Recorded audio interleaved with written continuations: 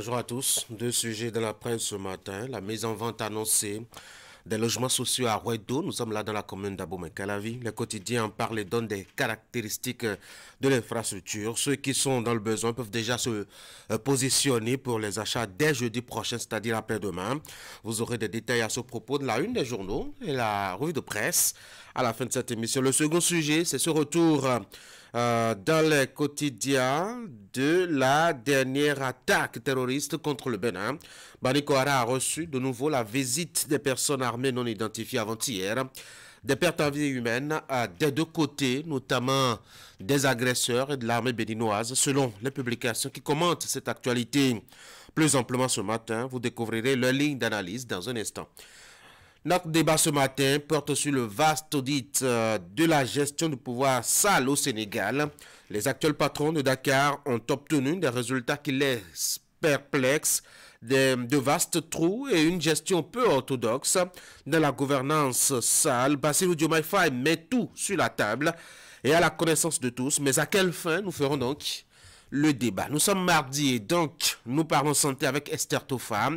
Pour le mois de février, c'était entendu, le thème de la santé sexuelle a été évoqué et discuté depuis le début de ce mois. Donc, ce matin, elle va nous parler des hormones, de leur rôle et de leur fonction dans l'organisme humain. Ce sera vers la fin de cette deuxième partie de votre matinale, Actu Matin, ce mardi matin. Bienvenue à tous.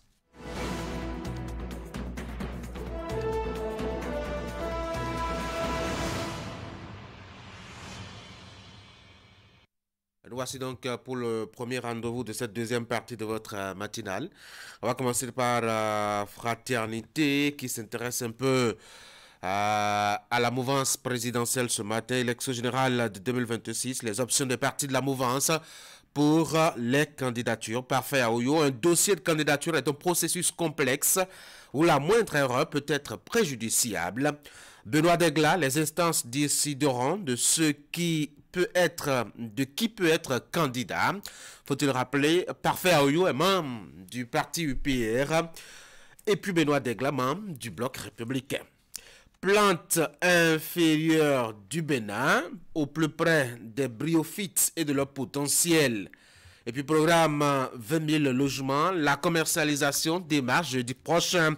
Secret culinaire et bien-être intime, les aliments africains pour une sexualité épanouie. Voici chez vous, matin libre ce matin, les propos de Maître Adrien Ongbeji. Une migration politique en perspective, c'est une interrogation-réflexion de la part du quotidien qui vous propose de lire l'opinion du député Hassan Seibou. Et puis suscitation de notre mandat pour Patrice Talon, c'est simplement un marché de dupes à confier Benoît Degla. Le Figaro national, nommé président de la Chambre administrative de la Cour suprême, Ibrahim Salami sollicite l'expérience du professeur Dandi Yao. L'affiche du jour, élection générale de 2026, la liste électorale informatisée disponible en septembre 2025. Le quotidien L'Informateur, dans la perspective des élections générales, les clans se recomposent. Et puis installation sous les lignes haute tension, les dangers encourus par les occupants. Nous sommes avec décryptage info à présent, transformation numérique. Le Bénin atteint 94% de couverture Internet mobile. Quotidien à Sierra, attaque et intrigue au cœur de la mouvance présidentielle. Ongbeji Talon, le divorce de raison. Jupiter, 62 destinations sans visa pour les Béninois, 100 à l'arrivée et avec visa et voyage. Précision donc dans la colonne du journal. Le matinal, logements sociaux et économiques à Ouedo, la commercialisation lancée jeudi prochain. Souligne le quotidien et puis commune de Kamiri Maman, l'armée neutralise. 17 à Sagna, élection de 2026, les primaires à l'UP le renouveau dans moins de 6 mois, s'il vous plaît. La CIMINFO, deuxième édition de la fête culturelle de l'association Ifetayon. Paracous, le feu de la rampe de la culture Tchabet du 21 au 23 février 2025. Le quotidien Le Chasseur Info, Bénin Excellence de Godomé d'Abou Mekalavi, lecture guidée, un tremplin pour les apprenants. Éducation. Suicide chez les adolescents, l'inaction sociale alimente la tragédie. De retour à la une de Fraternité pour la deuxième lecture, élection générale de 2026, les options des partis de la mouvance pour la candidature. Parfait Ayo, un dossier de candidature est un processus complexe où la moindre erreur peut être préjudiciable. Benoît Degla, les instances décideront de qui peut être candidat. Plante intérieure inférieure du Bénin, au plus près des bryophytes et de leur potentiel. Et puis programme 20 000 logements. La commercialisation démarre jeudi prochain. Un dernier titre, le temps bouclé, secret culinaire et bien-être intime. Les aliments africains pour une sexualité épanouie. Voilà donc ce qu'on peut retenir des quotidiens pour ce qui est de leur une ce matin. En tout cas, concernant les informations les principales. À la fin de cette émission, vous aurez des détails avec la revue de presse. Ce sera donc dans environ 2 heures de temps à peu près. On va passer à l'acte 2 de la deuxième partie d'Actu Matin, le bulletin d'information. Florence Bossa, bonjour. Bonjour à vous Tanguy, bonjour à tous. On aura dans votre bulletin d'information les images de la session de coordination dans le département du Zou, des acteurs et actrices multisectoriels dans le domaine des violences basées sur le genre. Les assises visent à redynamiser le cadre de coordination. Plusieurs communications meublées à la rencontre. Canal 3 était témoin et vous donne des détails. Shangan Auto est la nouvelle marque marché mise sur... la nouvelle marque, pardon, de motos mis sur le marché béninois dans le rang des automobiles. Le but est d'offrir aux passionnés de bagnole une expérience inédite. C'est la société Socar Bénin qui a procédé au lancement la semaine dernière de ce véhicule haut de gamme. Un coup de pub dans le bulletin donc ce matin. Voici le bulletin justement.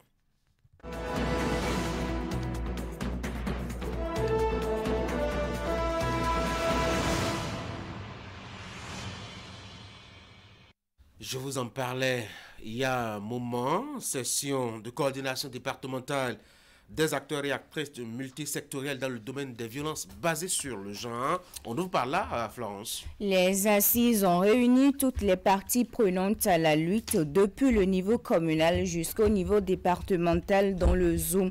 Ces échanges visent entre autres à redynamiser le cadre de coordination. Plusieurs communications ont meublé la rencontre qui s'est soldée par des recommandations. Yvette Hélène Amoussou et Georges Vaudounon. 2256 cas de violence basés sur le genre en VBG enregistrés en 2022 contre 3422 cas en 2023 dans le département du Zou. Les informations proviennent du système intégré de données relatives à la famille, la femme et l'enfant, SIDOFE Nouvelle Génération. Face à l'évolution des chiffres dans le département, Médecins du Monde Suisse au Bénin mobilise une fois encore et soutient les partenaires institutionnels, les acteurs étatiques ainsi que les organisations de la société civile. Le but de la rencontre est de renforcer la synergie d'action entre ces différents acteurs. Ces victimes étaient dans les communautés, mais comme il n'y avait pas des actions de sensibilisation qui vont encourager ces victimes à aller se faire prendre en charge, on ne savait pas qu'il y avait ce taux élevé de cas de victimes de violences sexuelles basées sur les gens en communauté. Donc c'est les actions qui ont aidé à encourager, à éclaircir la communauté sur les violences qui existent. Les assises tiennent lieu de sessions de coordination départementale des acteurs et actrices multisectoriels dans le domaine des VBG. Elles regroupent toutes les parties prenantes depuis le niveau communal jusqu'au niveau départemental. Batonga est dans les VBG depuis 2016. Quand nous, on ne sera plus là, qui va assurer tout ce qui était fait sur le terrain? Donc c'est pour également préparer des actions de pérennisation sur le terrain que ces actions de synergie. Avec un focus sur l'appréciation des performances des plans d'action opérationnels élaborés par catégorie d'acteurs pour le renforcement de la synergie d'action et le référencement des cas de VBG, la dite session vise, entre autres objectifs, de redynamiser le cadre de coordination départementale des acteurs et actrices multisectoriels dans le domaine des VBG. Les entités que vous représentez, les institutions que vous représentez, doivent être elles-mêmes convaincues ou ne pas être. Ce rendez-vous, je l'espère, ne va pas être juste une formalité, mais va être un renouvellement de nos engagements et une renaissance. Plusieurs communications ont été présentées à l'occasion en vue de renforcer les connaissances des acteurs et actrices de lutte contre les VBG et sur la masculinité positive. Des échanges sur les résultats phares des interventions de médecins du monde dans la région ont également meublé les assises. Toujours dans le zoo, plus d'une dizaine de tricycles taxis ont été mis en circulation dans le département. Ces engins neufs vont désormais assurer le déplacement des personnes et des autres charges dans les différentes villes de la région. La cérémonie officielle de mise en service de la flotte a été présidée par le ministre conseiller au tourisme, la culture, aux arts et des sports. C'était également en présence de nombreux acteurs politiques et administratifs à Abomey. On retrouve Imet, Hélène Amoussou et Georges Vaudoun. Une douzaine environ. Ces engins neufs constituent les premiers d'un lot de tricycles taxis mis en circulation dans le département du Zou. Ils vont désormais assurer la liaison entre les diverses villes, de même que les localités proches des régions voisines. L'initiative est portée par un opérateur économique et son ONG, soutenu par le gouvernement. Ces moyens roulants dénommés ZENA vont permettre non seulement aux populations de circuler librement, mais aussi de sécuriser le déplacement de leurs usagers. Avec pour objectif de faciliter davantage la mobilité des populations, la mise en service de cette flotte de tricycles taxis vient à point nommé selon plusieurs acteurs politico-administratifs, et ceci pour de nombreuses raisons. Bien évidemment, nous allons accompagner cette initiative. Quand je dis nous, ce n'est pas seulement le maire de Boycon que je suis, mais c'est les 9 maires du département du Zou, afin que le bébé grandisse à une vitesse grand V. Alors, ce que nous allons souhaiter pour cette initiative, c'est qu'elle puisse évoluer, c'est qu'elle puisse se développer davantage pour aider nos populations à rallier toutes les communes du département du Zou. Adaptés aux besoins des uns et des autres, ces engins sont dorénavant disponibles comme solution aux problèmes de transport en commun dans les diverses communes du département du Zou. Leur arrivée est favorablement accueillie par plus d'un. Pour le ministre conseiller au tourisme, à la culture, aux arts et au sport, c'est une aubaine. Jonas Rantan appelle les citoyens des différentes villes de la région à adopter ces nouveaux moyens de transport. Quelle solution trouver quand on croise des touristes paquets, empâtés sur une moto à 3, à 2, alors que le switchage est interdit? Avec le réseau densifié en route, Zena quittera Abomey, ira dans la région d'Agolé, Ouenri, Zogodomé, Zakota, Didja, Agbaïzou. En plus de ce lot, bien d'autres seront bientôt déployés, portant à 50 le nombre de ces tricycles en circulation sur une prévision de 100 programmée dans un premier temps.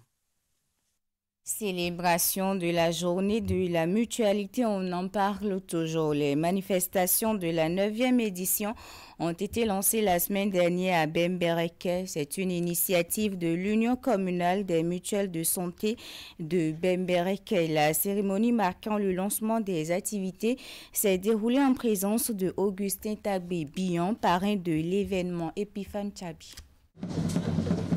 C'est par cette caravane que le top des journées de la mutualité de Bembereke a été donné. Mutuelle de santé à l'aide de l'opérationnalisation du volet assurance maladie du projet H du Bénin. C'est le thème choisi cette année pour la 9e édition de cette initiative qui est à mettre à l'actif du projet Action pour la protection sociale à Prozoc et ses différents partenaires. Conçu pour être une rencontre d'échange et de formation sur la vie et les enjeux du mouvement mutualiste béninois, les GMB ont apporté depuis 2007 beaucoup de réflexions pour l'édification du mouvement.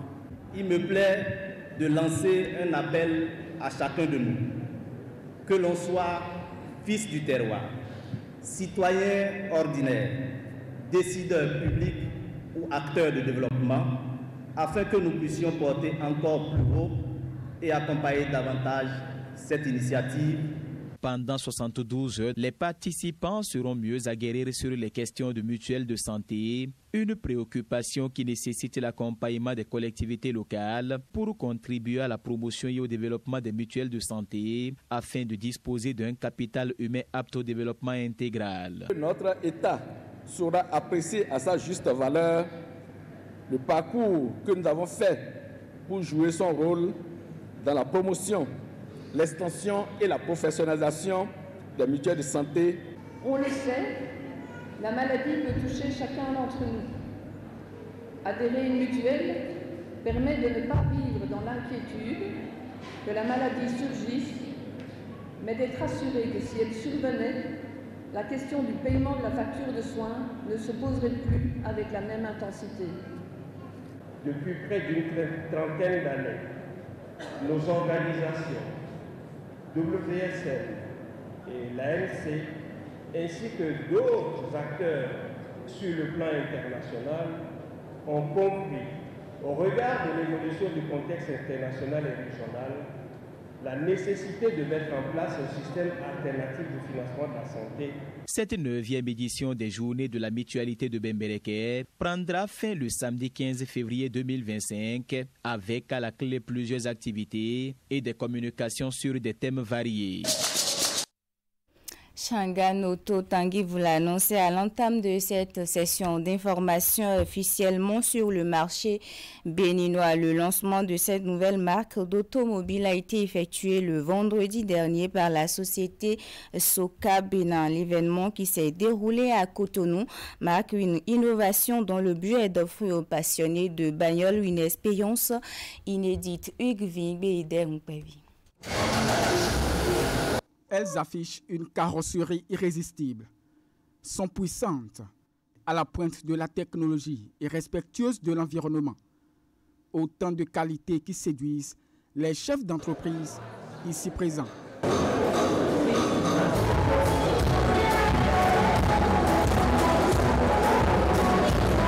Shangan Auto, c'est la marque de ces nouveaux joyaux de la société Sokar Bénin.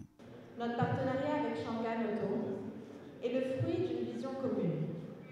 Offrir aux conducteurs béninois des véhicules qui allient sécurité, confort et performance. Cette marque est différente de la plupart des autres marques qui existent en Asie.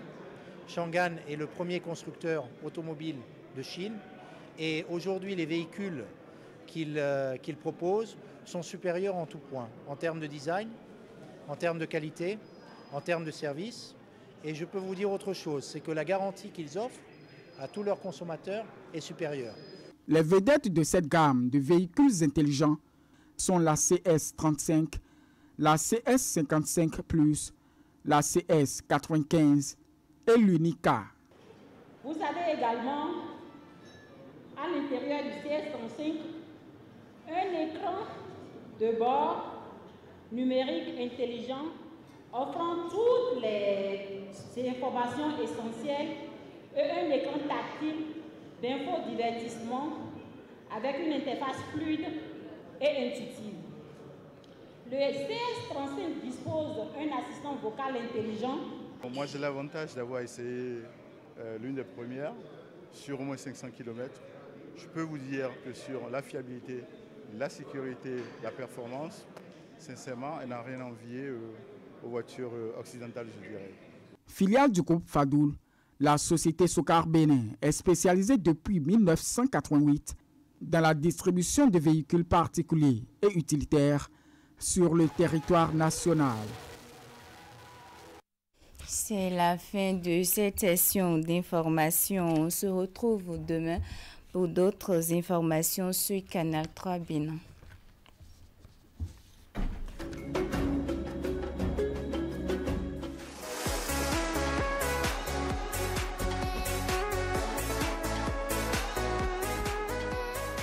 Votre émission de divertissement démarre désormais. Sachez que nous allons prendre ensemble ce rendez-vous mercredi, jeudi et vendredi à partir de 12h sur les antennes de Canal 3 Bénin, mi-journée. Et puis nous allons nous amuser, histoire de commencer la deuxième partie de la journée en pleine beauté. Donc ne ratez pas ces rendez-vous.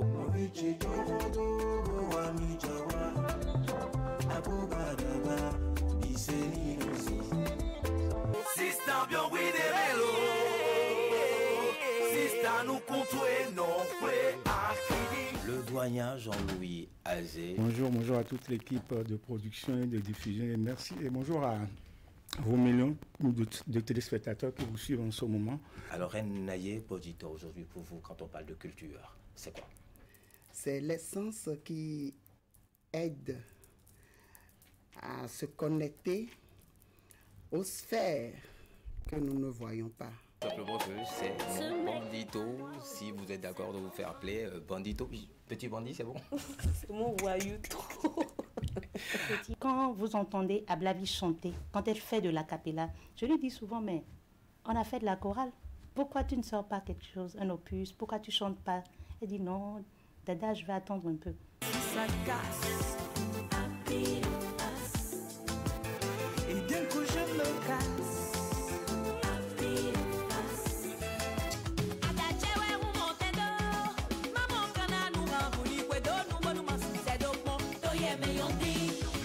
On se donne rendez-vous mercredi prochain avec beaucoup de chaleur. Portez-vous bien, au revoir.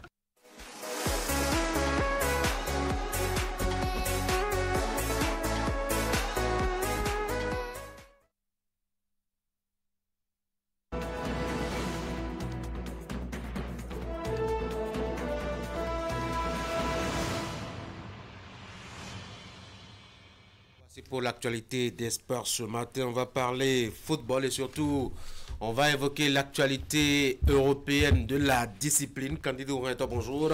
Tanguy, bonjour. C'est la semaine de l'UEFA Champions League, une semaine après les matchs de barrage aller. Ben nous voilà pour la phase retour qui s'ouvre ce mardi avec au programme plusieurs rencontres à suivre.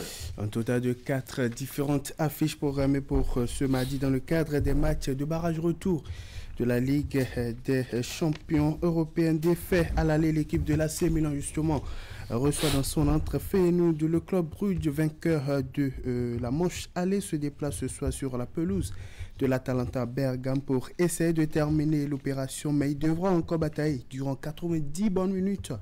Quant au Bayern de Munich, après sa victoire 2-1 remportée justement lors de son déplacement à Glasgow, le club bavarois reçoit dans son entre Celtic et Glasgow pour finir ce qu'il a commencé. Pour finir, le Benfica de Lisbonne, aussi vainqueur de son match aller, va offrir son hospitalité ce soir à l'AS Monaco. Tanguy, 4 différentes affiches.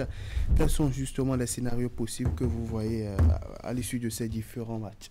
Je crois que l'AC Milan devra commencer à penser à plier ses bagages. Le match qui sera le plus intéressant, à mon sens, c'est le match de l'Atalanta, qui avait déjà perdu 1-0 à l'aller. Surtout à domicile. Oui, à domicile en plus. Je crois que ça va être très intéressant vraiment de les voir jouer. Et puis on a annoncé un retour de l'équipe de façon complète. On verra bien ce que ça pourrait avoir comme résultat, en tout cas en termes de qualité de match. C'est ça. Le Bayern de Munich, un match aller assez difficile. Oui, mais déjà conclu quand même, hein? Même si ça a été difficile, c'était déjà conclu. Je crois que, et puis ils seront à la maison aujourd'hui, ça leur fait encore une chance de plus.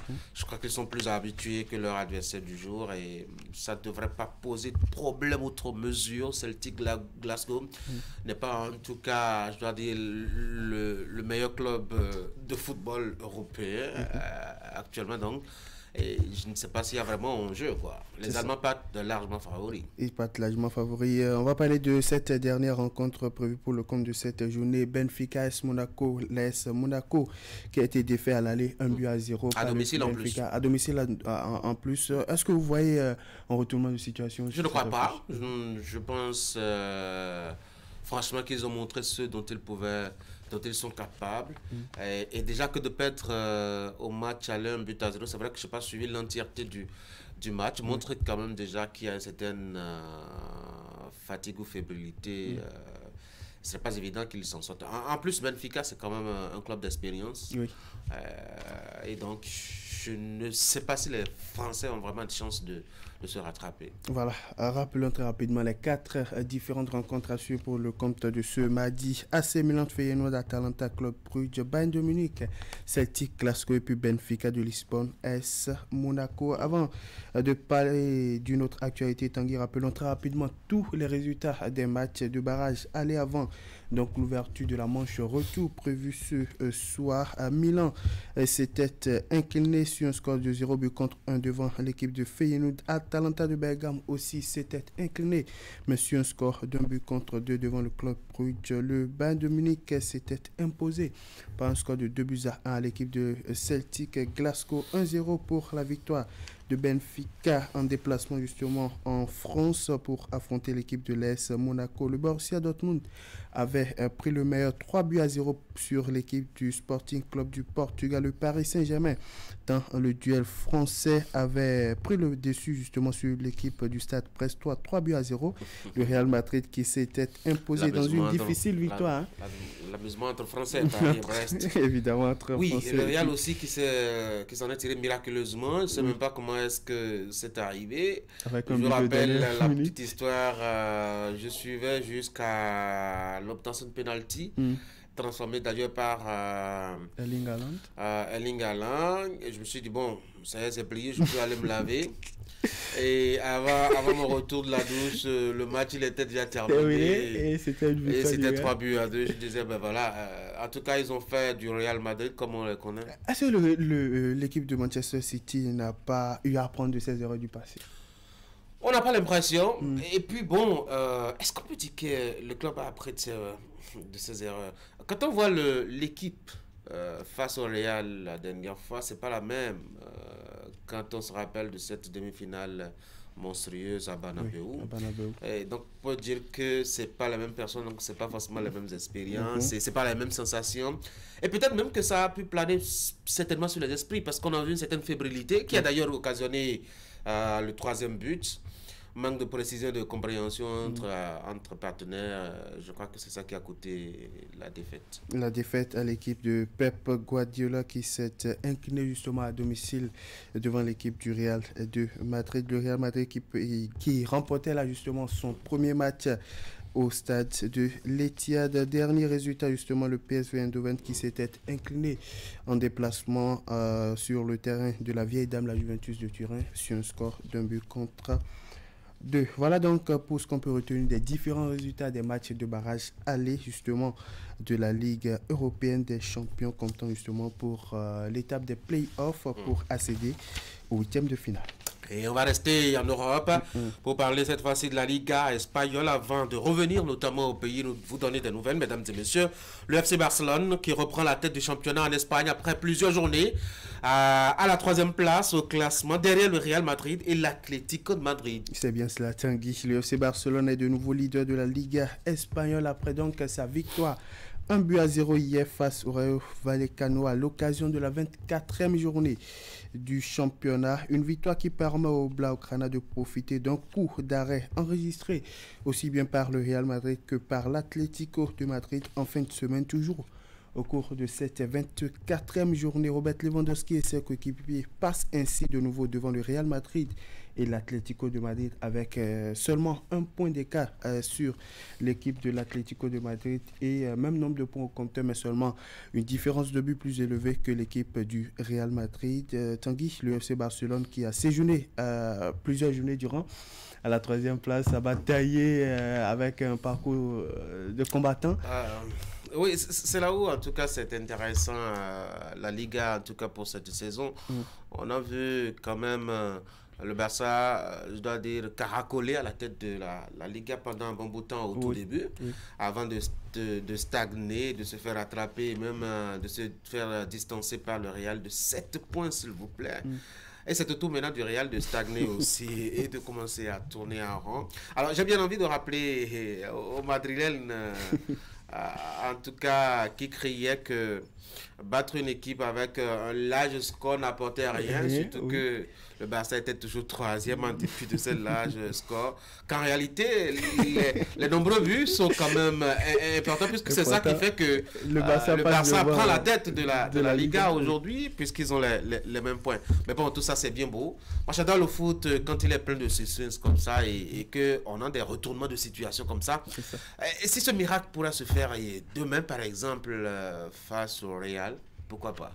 Je crois que ça va être pour la bonne santé psychologique, morale de Pep qui souffre, je dois dire, depuis plusieurs mois à faire gagner son équipe. Oui.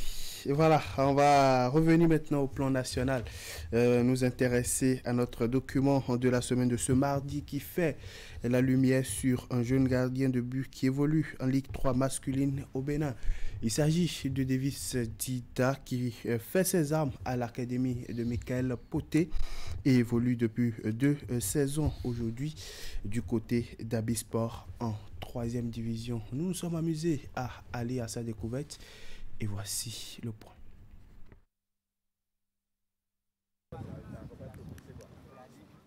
Dans une équipe de football, chaque élément est important pour réussir un match de 90 minutes. Parmi ceux-ci, il y a le gardien de but qui reste le maître du jeu derrière les 10 autres joueurs dans un match de 11 contre 11. C'est pour ça qu'on le surnomme le dernier rempart. Voici un jeune gardien de but qui inscrit peu à peu son nom dans l'univers du football amateur béninois, mais reste très peu connu du public. Ici c'est Dida Davis Pakoundé. Je suis gardien de but à Abisport. Je joue la 3e division.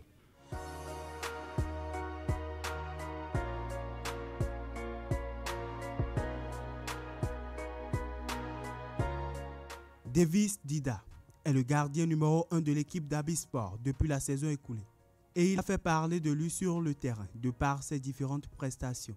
Un jeune gardien de but qui fait ses premières armes au sein de l'académie Michael Poté durant plusieurs années sous la houlette de l'ancien entraîneur des gardiens de but de la sélection nationale Jonas Bidé. À l'époque, c'est sur les bancs qu'il combine sport et études. Quand j'ai intégré le centre de Michael Poté en 2012, je suis resté et j'ai continué avec les études. Il y avait eu une compétition dans le temps. C'était une compétition qui regroupait les écoles de foot. Donc j'ai même été meilleur gardien de ma formation. C'était en J4 2014, voilà, j'étais meilleur gardien. Mais arrivé à un niveau, c'était 3 ans après, je crois que c'était en 2016, voilà, j'ai quitté le centre où après le déménagement de mes parents, je suis venu rester à Calavi où j'ai encore continué avec les études. Donc j'étais complètement à la touche. Après quelques années au sein de l'académie Michael Poté, il décide de ranger ses crampons et donner priorité à ses études. Ce qui lui prend un bon bout de temps, mais il n'oublie du tout pas sa passion pour le cuiron. Dans un petit coin de sa tête, le retour sur les aires de jeu pour s'épanouir dans sa passion est une évidence. Après quelques années de réflexion, c'est ma passion, c'est de ça que je vis. Donc là, ça m'a pris, j'ai repris petit à petit.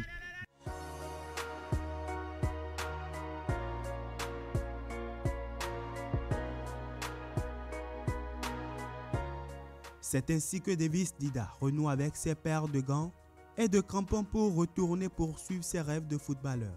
Et dans cette ambition, il est accompagné par nombre d'acteurs du domaine, dont ses parents et certains entraîneurs de gardiens de but qui lui ont porté coup de main pour rehausser son niveau.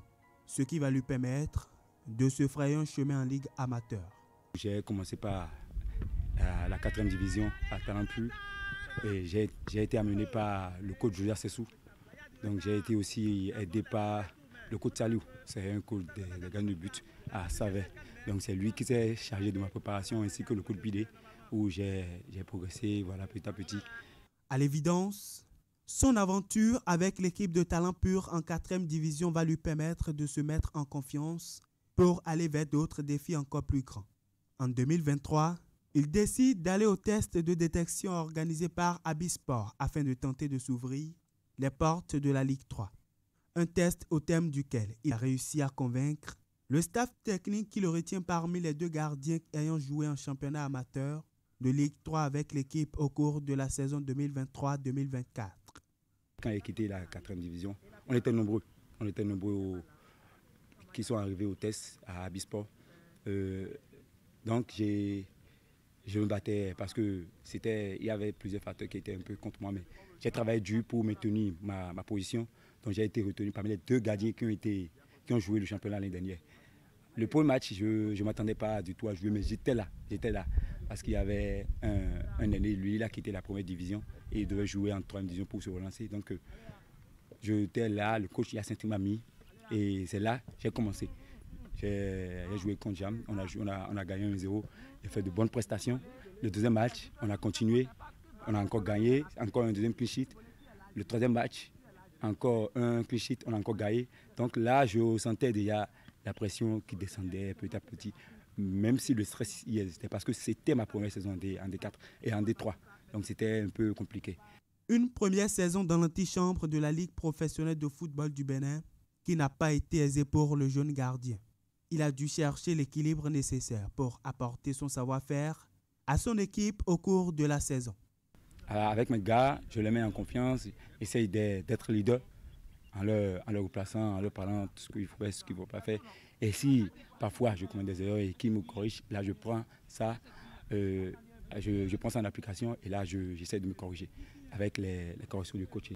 Ainsi, en 13 matchs disputés en championnat, il a gardé sa cage inviolée à 6 reprises pour moins de 10 buts encaissés. Des performances qui lui permettent de maintenir la place de numéro 1 dans la cage d'Abisport pour la deuxième saison consécutive.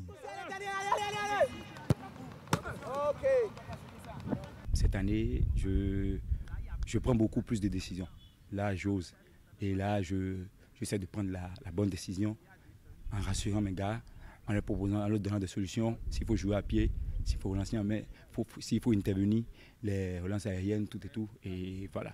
Je crois qu'en faisant ça, avec le temps, les nouveaux qui ont intégré le groupe ont fini par me faire confiance. Et depuis le premier match jusqu'à présent, là, je me sens tranquille, je me sens à l'aise. Comparativement à la saison dernière, où il y avait un peu le stress qui me dérangeait, mais cette année-là, je me sens à l'aise. Et voilà, je crois que là, j'ai pris un peu le dessus et je dois continuer par travailler pour me tenir le cap. Au cours de la phase aller de la Ligue 3 saison 2024-2025, le jeune Dida dispute la quasi-totalité des matchs de son équipe. 8 titularisations sur 9 possibles, 3 clean sheets pour 7 buts encaissés. Des performances qu'il compte bien améliorer pour la suite de la saison. Et pour ça, il retourne au travail. Allez là! Ok. Allez là, allez! Ok, mieux. Le dernier. Allez. Évoluant en 3e division depuis 2 saisons déjà, Davis Dida nourrit de grandes ambitions pour la suite de sa carrière. Mes objectifs, je peux dire que jouer en sélection nationale, être convoqué une fois et voilà, continuer, progresser et jusqu'à atteindre l'équipe A. Aussi, regarder vers l'extérieur, jouer dans un club à l'extérieur, ça fait partie aussi de mes objectifs. Il est bien conscient que pour voyager loin, il faut ménager sa monture et il ne compte pas lésiner sur le travail à abattre pour y arriver. Le chemin est donc tracé et il faudra que la démarche s'ensuit. Ok, le dernier, à monter.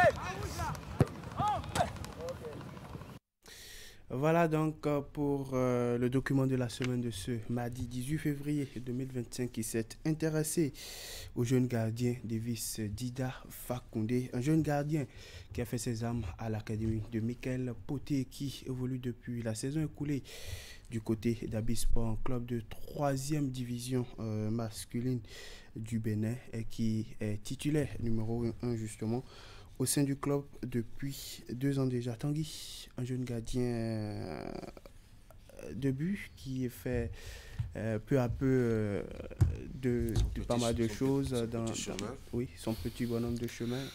Oui, je crois que vous faites même bien de mettre la lumière sur un jeune gardien.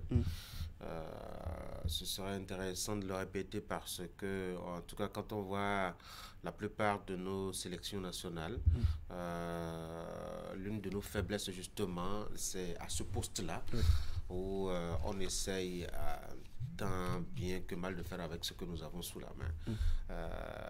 Et il nous faut non seulement de bons gardiens, de très bons gardiens, ce que nous n'avons pas souvent.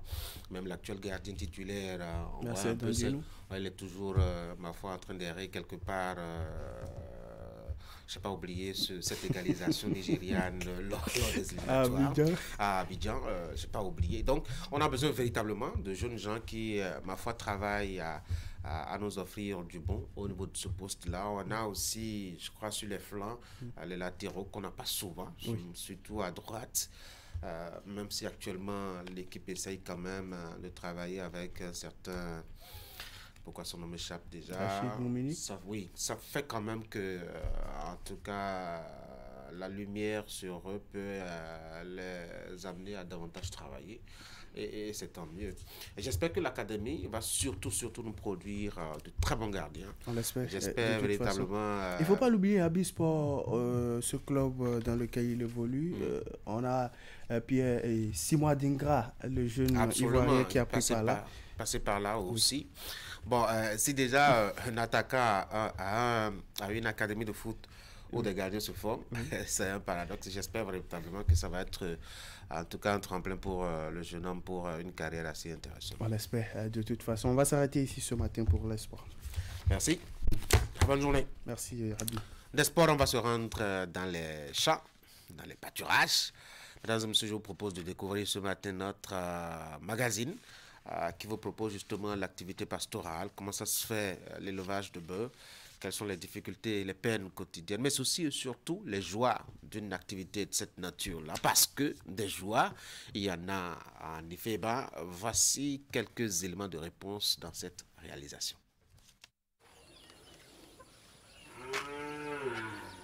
Tôt le matin, sur une ferme de la commune d'Adjoum. Comme chaque jour, les activités commencent timidement, mais toujours par les mêmes gestes. Prospect. C'est si madame.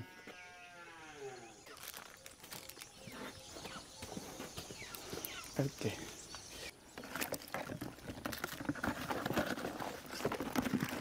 Nous qui cloque nous, on a un temps à l'air. Vous entendez? L'air de ton. L'air un bouton. Fâche l'air.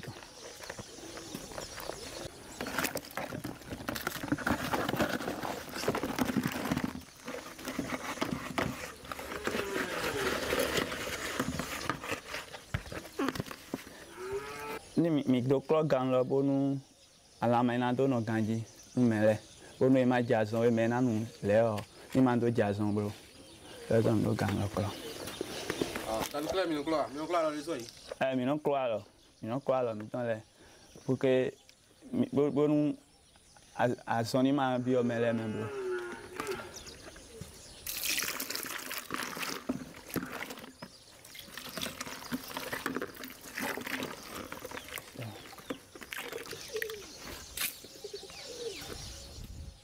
Depuis plusieurs années, Denis et son compagnon de ferme font les mêmes choses.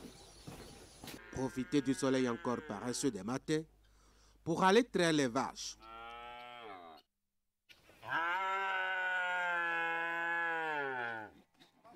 Pour ni mi le ko soir, ino be yin bule lo fi o. OK, ma yi, no e ton le gan bo na no bro. Ni e na no, ni mi wa gbada no, ni mi wa san o, mi le mo anu ya. Don mi do abe lo fi bo e ma do anu mama e ton le gan.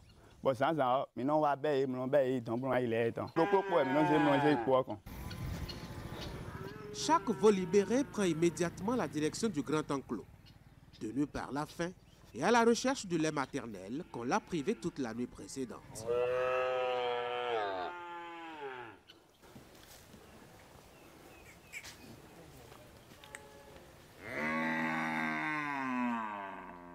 Tenaillé par la faim, le veau est incontrôlable, tout comme la vache qu'on doit traire.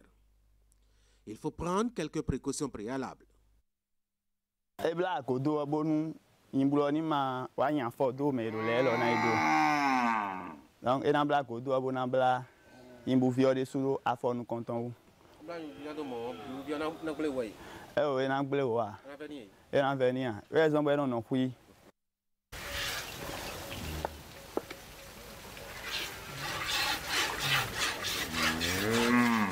Là, on est eu à dire.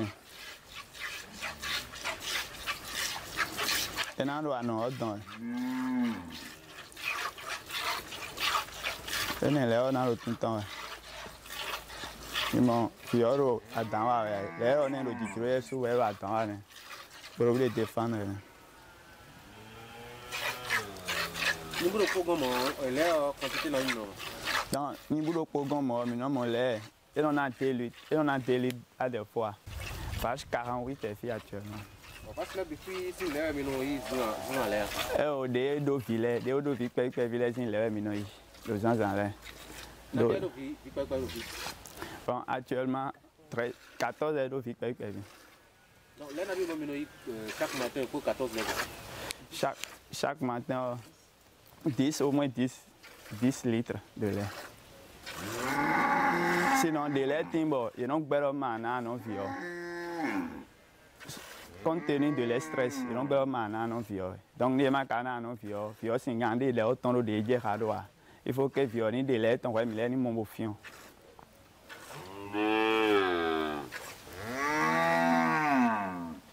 Là, on est où? Quand on a vu maintenant, on a ni le lait ni mi fion ni le moano si on attend et non va piquer quoi ta bon ni yo imbo le down ou tout bon ni va voir quand est blanc mon lait sous pas au moins on passe 2 fois oui de ils sont va imbo non oui au moins drone d'autres tagba mais le lait yo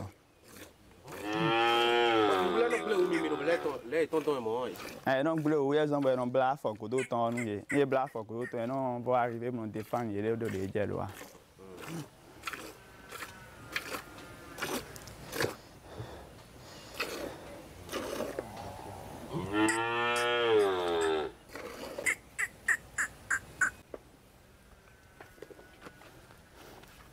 Des romans ni les non go ni les go blanc il en va mon lait de me gagner.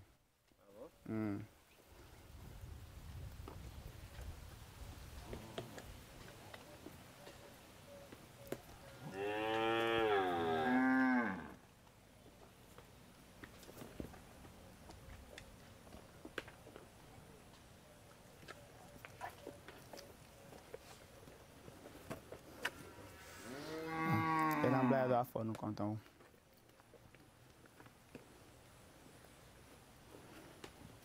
Et là, c'est les gens qui là, on a les gelés.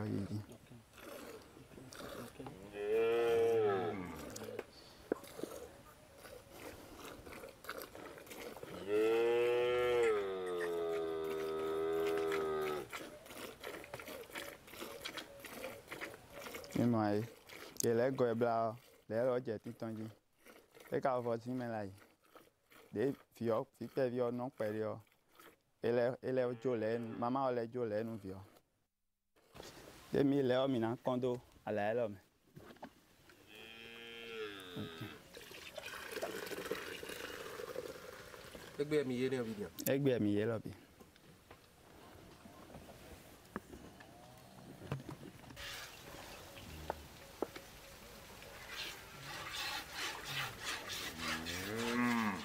C'est le même scénario pour autant de veaux qu'il existe de vaches. Ainsi, le fermier profite des petits pour avoir du lait. Si avec la première vache, les choses ont semblé aisées à cause de sa docilité, la vache suivante est moins soumise et impose à ceux qui s'en approchent beaucoup de méfiance. Denis préfère laisser son jeune compagnon, plus doué, tenir les premiers rôles.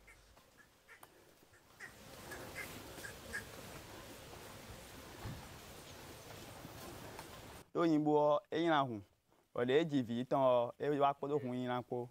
arrivé mon là ni blague trop non les 5 dit et mon non fiolo de gérado ni fiolo ma gana no le on attend ganja pour une fiolo si a on to le on où elle est longtemps John don comme il est non moi mi gba ojo do bon mi na ise imbu video bona ile tan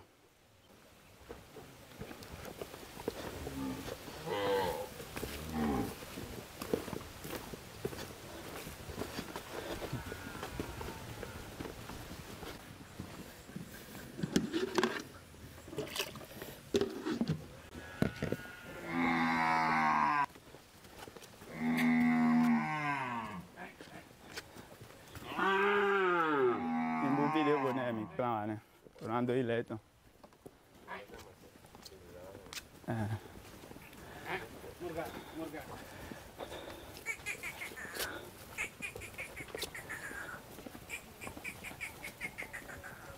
et tu as tout le rien do et mon journal mais là le filet tu vas en boire non le rien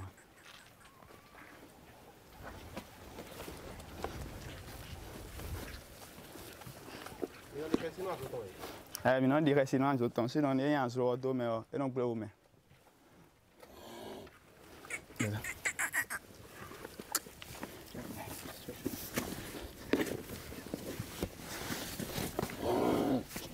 Mina blado, a fora não conta não. Min blado for. Ina wedo. Pona se que no ala do asame. Ezi ala do asame yo. Ina fa no vio. Bona do no vio. Ene yo. Non signor non ton gagné. Bon no be mo do be anon vio. E man didi ganji yo. Ye no ile o pere den. La no tem on didi ganji. Non ton le soupa. Ina zan bona do don le ora. Le ora ne don le.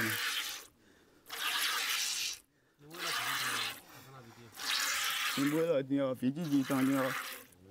Dans soudan ton di o na ji video. Son tiene non blobo le on di video. Comme les filles di o ya po o. E le on a le soupa. Et dans les gba 1 litre. Oui, de nous on a les et du vitro et on a les gagné. Et du vitro bon milieu quand et 2 semaines bon milieu lait ton idiot et non on a les 2 litres.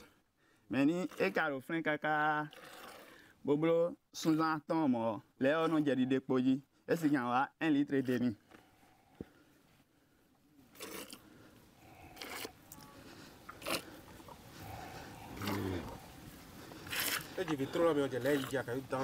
Et non, 2 semaines, ouais, non, j'ai l'air. Nous, et Divio. Et non, 2 semaines, ouais, non, j'ai l'air. Do, Fio Donano, Pere. Et Donablo 2 semaines. Do, Fio Donano. Bois, j'ai Pere, non, j'ai l'air. Et t'as tout raison, et non, 2 semaines, ouais, non, j'ai l'air. Do, non, Fio dessous. Non, il boit Divi. Boy, 2 semaines, ma gel, idiot. Miamo imbuo, et non, bao, et non, j'ai. Annonce your strategy, quoi. Et non, j'ai mis ton mec bonji. Donc, et les hommes, et non, imbuvio, et non, coup facilement. Bon, mais non, bon, là, on transformation, ou bien, mais non, nous t'attendons là, ou bien, mais non, nous les cahiers, là, et non, à Horomigon. Mais non, Satan.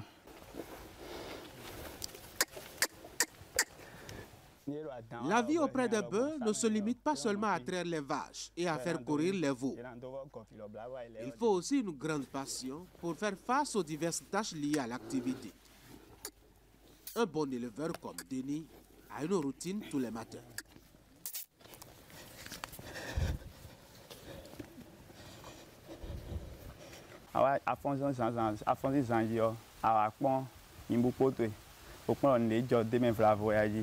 Et donc, dans les reins, il y a bien un groupe de donc, à contrôler les nez. On a quand les deux, il y a comme il fait un support. Support, on a un boulet doué. Donc, il faut que nous ayons support à machine.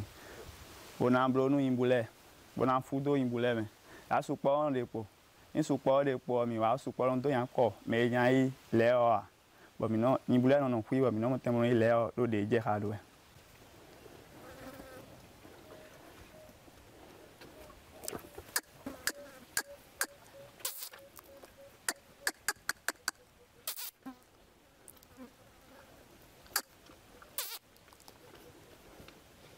Aselo ni ayi mede bo amando chro amasingawa do te atre ren imbula ikleme o te ya no kaka bo sanaku donc enele ti kuna lo ko ko si vorando tagbado nu we me ni aka mede bo do chro bo yan san ato e no ve o de bu nu me a ni afon ala mo we do cheke bo danu ibola on le ko.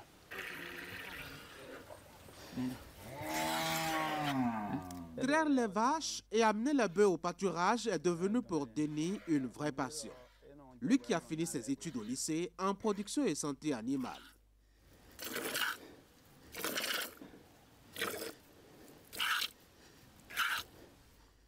La vie de la ferme, dont l'idée le repoussait au départ, a fini par l'accrocher quand il a découvert tout l'intérêt économique autour de l'élevage des bœufs. Et depuis lors, il tient ses quotidiens sans voir le temps passer. La bonne santé de ses bêtes et les sous qu'il lui rapporte sont déjà suffisants pour son bonheur quotidien.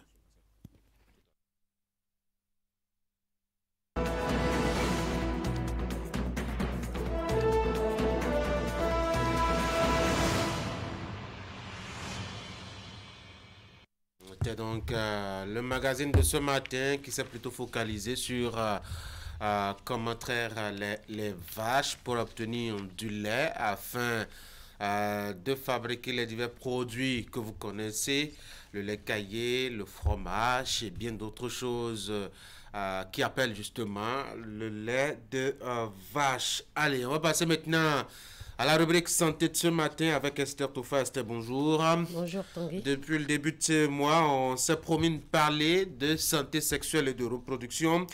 Puisque le mois est toujours en cours, eh bien, on remet ça ce matin. On va s'intéresser aujourd'hui aux questions des hormones qui nous confèrent les caractères sexuels et des capacités de reproduction. Il s'agit de l'oestrogène, de progestérone et de la testostérone. Exactement, ces hormones sexuelles qui sont nécessaires au développement et à l'épanouissement. Elles sont essentielles pour assurer la survie de l'espèce humaine et représentent des messagers chimiques libérés par le sang pour permettre les modifications physiques, psychologiques, physiologiques et aussi comportementales.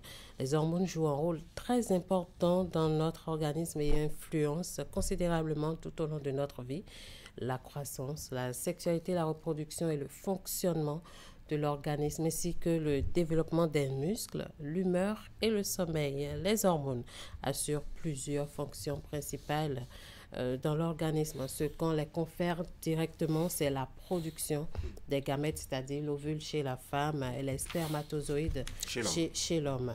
Donc, il y a le développement également des caractères sexuels. Dès qu'on entre dans la puberté, on commence par voir que ça, c'est une fille parce qu'il y a la poitrine qui se développe, les formes qu'on voit chez l'homme, la voix devient plus grave. Il y a les poils qui commencent par pousser au niveau des aisselles et tout. Ils commencent par produire peu à peu du sperme. Donc, on a le développement des caractères sexuels, la construction du squelette, le développement du système cardiovasculaire et des tissus adipeux, c'est-à-dire des graisses. Chez la femme, il y a plus de graisse que chez l'homme, exactement. C'est pour ça que, la graisse de l'homme, ça, c'est en muscle. Donc, on ne voit pas plus de graisse chez l'homme, sauf en cas d'obésité. Mais chez la femme, il y a plus de graisse, ce qui fait qu'elle a plus de forme, plus de rondeur que chez l'homme. Tout ça, ce sont les hormones qui jouent ce rôle. Donc, chez la femme, nous avons la progestérone et l'oestrogène. C'est la sécrétion de ces hormones augmente de façon considérable vers l'âge de 11 ans, c'est-à-dire au début de la puberté. Elle entraîne la formation de la poitrine, comme je l'ai dit, puis l'arrivée des menstruations, des premières règles, 2 ou 3 ans plus tard. C'est vrai qu'il y a des filles aujourd'hui qui ont leur première règle à 11 ans. Même à 10 ans, quelques mois. Tout ça, c'est à cause des hormones qui ont été vite sécrétées par l'organisme. Il y a le défaut de progestérone serait aussi la cause d'un syndrome qu'on appelle syndrome prémenstruel. C'est ce que je viens de dire. Donc, ça peut donner des tensions, de la tension, la lourdeur des seins, la nausée, les maux de tête, des prises de poids, l'irritabilité et tout.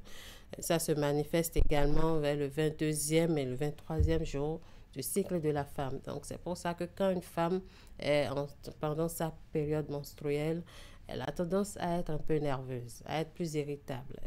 Il y a des sauts d'humeur. Donc, il faut la comprendre également.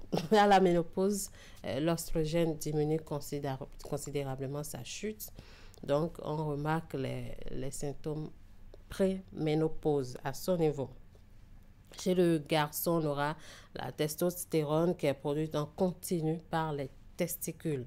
Elle régule les fonctions reproductrices en assurant la production des spermatozoïdes. C'est l'hormone de la force physique et de la force mentale de l'homme. Elle est responsable de la prise de muscles, de la perte de graisse, contrairement chez la femme où ça produit de la graisse. Ça fait perdre de la graisse aux jeunes garçons. Il y a l'activité physique, la libido, l'esprit de compétition, l'agressivité, le fait de se sentir plus homme que tout le monde et tout, parce qu'à la puberté, les garçons se croient déjà hommes, alors qu'il y a encore du chemin à parcourir. Il faut dire que c'est déjà dans l'utérus que le fœtus commence par acquérir de la testostérone. Donc, le fœtus a le même taux de testostérone qu'un homme adulte. Donc, ce n'est pas le cas chez la femme où ça commence par venir dès l'âge de 11 ans. Chez l'homme, c'est depuis le fœtus, depuis l'utérus que ça commence par venir. Donc, à sa naissance, bébé sexe masculin a déjà un taux important de testostérone quasi identique à celui de l'homme adulte. Puis, ce taux diminue lorsqu'il devient petit garçon, ça entre dans une phase de latence, c'est-à-dire c'est dormant, et ça se révèle encore dès l'âge de 13-14 ans, c'est-à-dire à la puberté, ce qui fait que les testicules commencent par se développer, produisent maintenant du sperme. Maintenant, vers la cinquantaine, il y a une diminution de cette hormone qui peut être observée chez certains hommes. Les spécialistes parlent alors d'andropause. La ménopause chez la femme, l'andropause chez l'homme. Mais il paraît que les spécialistes disent qu'il n'y a rien à voir cependant avec l'effondrement hormonal chez la femme à la ménopause. Ils estiment que plus les hommes ont une vie sexuelle active, plus longtemps ils sont protégés de l'andropause. Donc, c'est un peu ça ce qu'on peut retenir des hormones chez l'homme, chez la femme. Chez l'homme, c'est la testostérone. Chez la femme, c'est l'oestrogène et la progestérone. Vous nous demandez implicitement d'être très actifs. Je n'ai rien dit. Je ne l'ai pas dit. Mais c'est recommandé. C'est recommandé parce que ça éloigne le plus longtemps possible l'andropause. C'est pour ça que chez nous, on dit qu'un homme, même à 70, 80, peut encore se reproduire, contrairement à la femme. Est-ce qu'il arrive que l'homme, comme ça, produise en son sein la progestérone, de l'oestrogène et vice-versa? Je sais qu'il y a des femmes qui peuvent être baraquées comme des hommes, musclés, barbus, voilà, avec une absence de poitrine à vous faire détaler. Oui. Est-ce que ça arrive chez les hommes aussi? Il arrive que les hommes produisent en très faible quantité de l'oestrogène et de la progestérone. C'est vrai que c'est un peu rare, mais il arrive qu'ils en produisent en très faible quantité. Et c'est produit également au niveau des testicules. Maintenant, il arrive également chez la femme de produire de la testostérone, ce qui fait que certaines femmes sont baraquées, comme vous l'avez dit, ont un peu de pilosité au niveau de leur joue, voilà, du menton, et ils sont barbus, elles sont un peu poilues et tout. Donc, il y a ces cas-là également, mais c'est un peu rare. Avec une voix légèrement rock, une tendance, je dois dire, à donner des ordres. Ça vous dérange, on dirait? Non, je fais juste la singularité, la particularité, que l'homme, enfin l'ordre vienne de la femme. Ces allégations. Parce que la société est libre pour son réel fonctionnement. C'est l'absence d'ordre qui provoque l'anarchie, justement. C'est ça qu'il faut surtout craindre. Parce qu'à la lutte de notre société aujourd'hui, on a bien l'impression qu'il n'y a pas d'ordre quelque part. Merci beaucoup, Esther Tofa. Est-ce que c'est déjà entrevu? De quoi on va parler mardi prochain? Nous allons parler de l'hygiène au niveau de l'adolescent, du petit garçon. L'hygiène? Oui, l'hygiène. C'est rare qu'on en parle généralement. Il n'y a que les adolescentes qui vous intéressent souvent avec... C'est bien normal, la menstruation et tout ce qui va avec. Les hommes aussi, ils ont besoin d'un peu de conseils pour prendre soin de leur corps et de leur intimité. Ce serait vraiment formidable que vous veniez mardi prochain avec des éléments assez intéressants par ici. Esther Tofa, merci beaucoup d'être passé. Je vous souhaite de passer une très bonne journée. Merci. Mesdames et messieurs, c'est ici que s'achève la deuxième partie d'activité.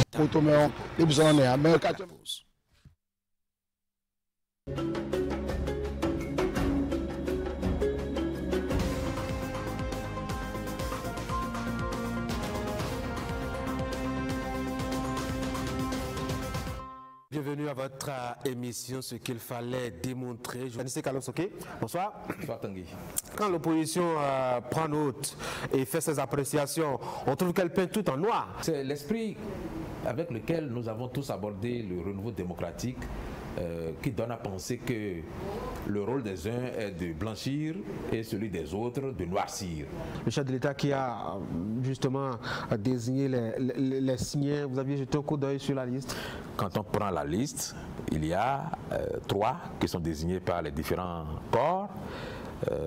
Il y a 4 qui sont désignés par l'Assemblée nationale et 2 qui sont désignés par le chef de l'État.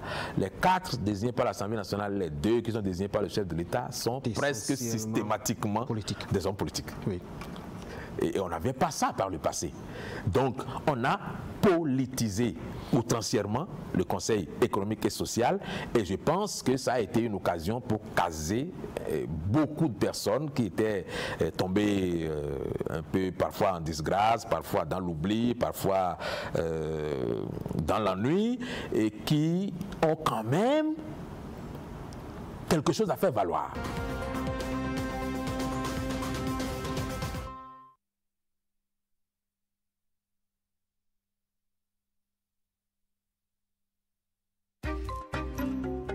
La cybercriminalité est un fléau à l'antipode du développement socio-économique durable et de la crédibilité de notre pays.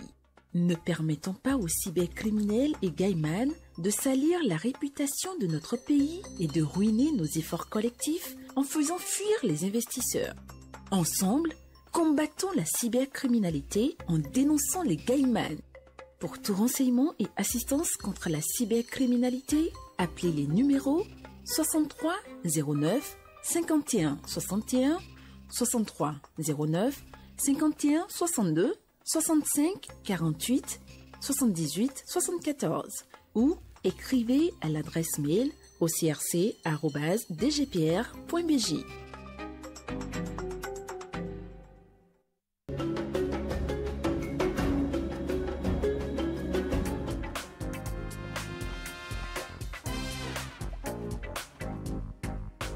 Quels sont les motifs qui doivent marquer vos pagnes pour la dot et pourquoi?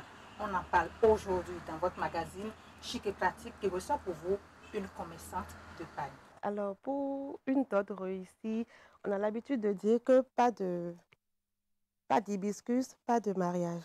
Alors regardez, ça c'est le motif hibiscus qui symbolise l'harmonie dans le foyer, un mariage réussi et tout, voilà. Nous nous invitons dans vos cuisines aujourd'hui. Je suis à la cuisine et à une étape de la cuisson, je me rends compte qu'il y a beaucoup de sel dans le repas. Comment y remédier? On en parle avec notre invité du jour. Par exemple, à la fin, quand le riz a fini, par exemple, de préparer, vous vous rendez compte que c'est salé. Vous coupez une pomme de terre en deux, et mettre dans la sauce. Là, ça absorbe le sel dans. Comment réussir la salsa? C'est le thème de ce numéro de votre magazine Chic et Pratique. Il faudra constater qu'il y a les mouvements qui varient en fonction des hommes et des dames. Les hommes ici, nous allons les appeler les cavaliers et les dames les cavalières.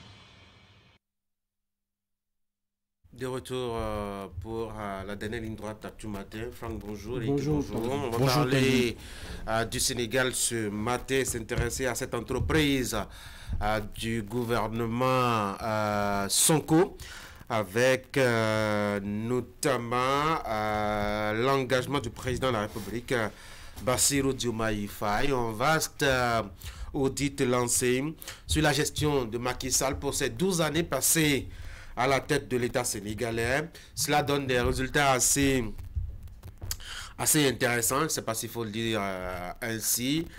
Beaucoup de choses révélées au grand public. Pourquoi c'est maintenant ça engage un audit, Franck? Oui, parce que l'actuel président du Sénégal l'avait déjà promis. Ça faisait partie pratiquement, même si ce n'était pas dit clairement, de leur combat qu'ils ont engagé depuis, parce que de leur position d'observateur, dans les actions qu'ils menaient, ils avaient déjà constaté que tel que les finances publiques étaient gérées, eh bien, il n'y avait pas trop d'orthodoxie, il y avait beaucoup plus des annonces qui étaient en déphasage avec la réalité. Et donc, ils avertissaient déjà sur cette situation. Et donc, une fois au pouvoir, ayant maintenant les coups de franche, ayant la possibilité de faire cela, je crois qu'ils ont engagé la procédure et ça a donné ce que ça a donné. On y reviendra certainement. Mais ce que je sais, c'est que pour avoir promis et avoir fait de leur thème de campagne, disons, la bonne gouvernance, la lutte contre la corruption, la lutte contre, disons, les mauvaises pratiques dans l'administration et le maniement des deniers publics, je crois qu'on ne pouvait pas s'étonner de voir cette entreprise, telle que vous le dites, cette initiative de Diomaye Faye et de Ousmane Sonko, parce que déjà Ousmane Sonko accusait Macky Sall de falsifier en tout cas les chiffres en ce qui concerne beaucoup d'aspects dans la gestion des finances publiques. Et donc ça rentre dans la droite ligne de ce qu'ils avaient promis au peuple, de ce qu'ils avaient promis et du combat qu'ils ont engagé depuis qu'il les a conduits à la tête du pays. Eric? Je pense que c'était un bon timing quand on a fini de gagner les élections et qu'on a promis certaines choses. Il faut s'assurer justement de les respecter. Ousmane Sonko n'avait jamais caché, n'est-ce pas, son franc-parler sur la gestion des finances de Macky Sall. Il dénonçait suffisamment à chaque fois où il sortait la façon dont les fonds publics étaient gérés. Après, nous savons qu'il y a une chose entre ce qu'on dit en campagne électorale et quand on prend le pouvoir avec tout ce qu'on peut imaginer comme responsabilité. Aujourd'hui, le duo Ousmane Sonko et Diomaye Faye veulent avancer. Et ils savent que pour prendre un bon départ, il faut justement essayer de voir clair dans ce qui a été fait par le passé. Et vous avez vu la période où la Cour des comptes a donc jeté son regard pour vérifier les finances du pays tombent à point nommé. Et donc, il faut partir sur cette base et voir justement, est-ce que par le passé, les chiffres que Macky Sall annonçait, n'est-ce pas, étaient en adéquation avec ce qui existe réellement. Et je pense qu'à l'arrivée, après le travail d'audit qu'a fait la Cour des comptes du Sénégal, en tout cas à en croire les chiffres révélés par ce document, c'est qu'il y a une grande différence, une large différence.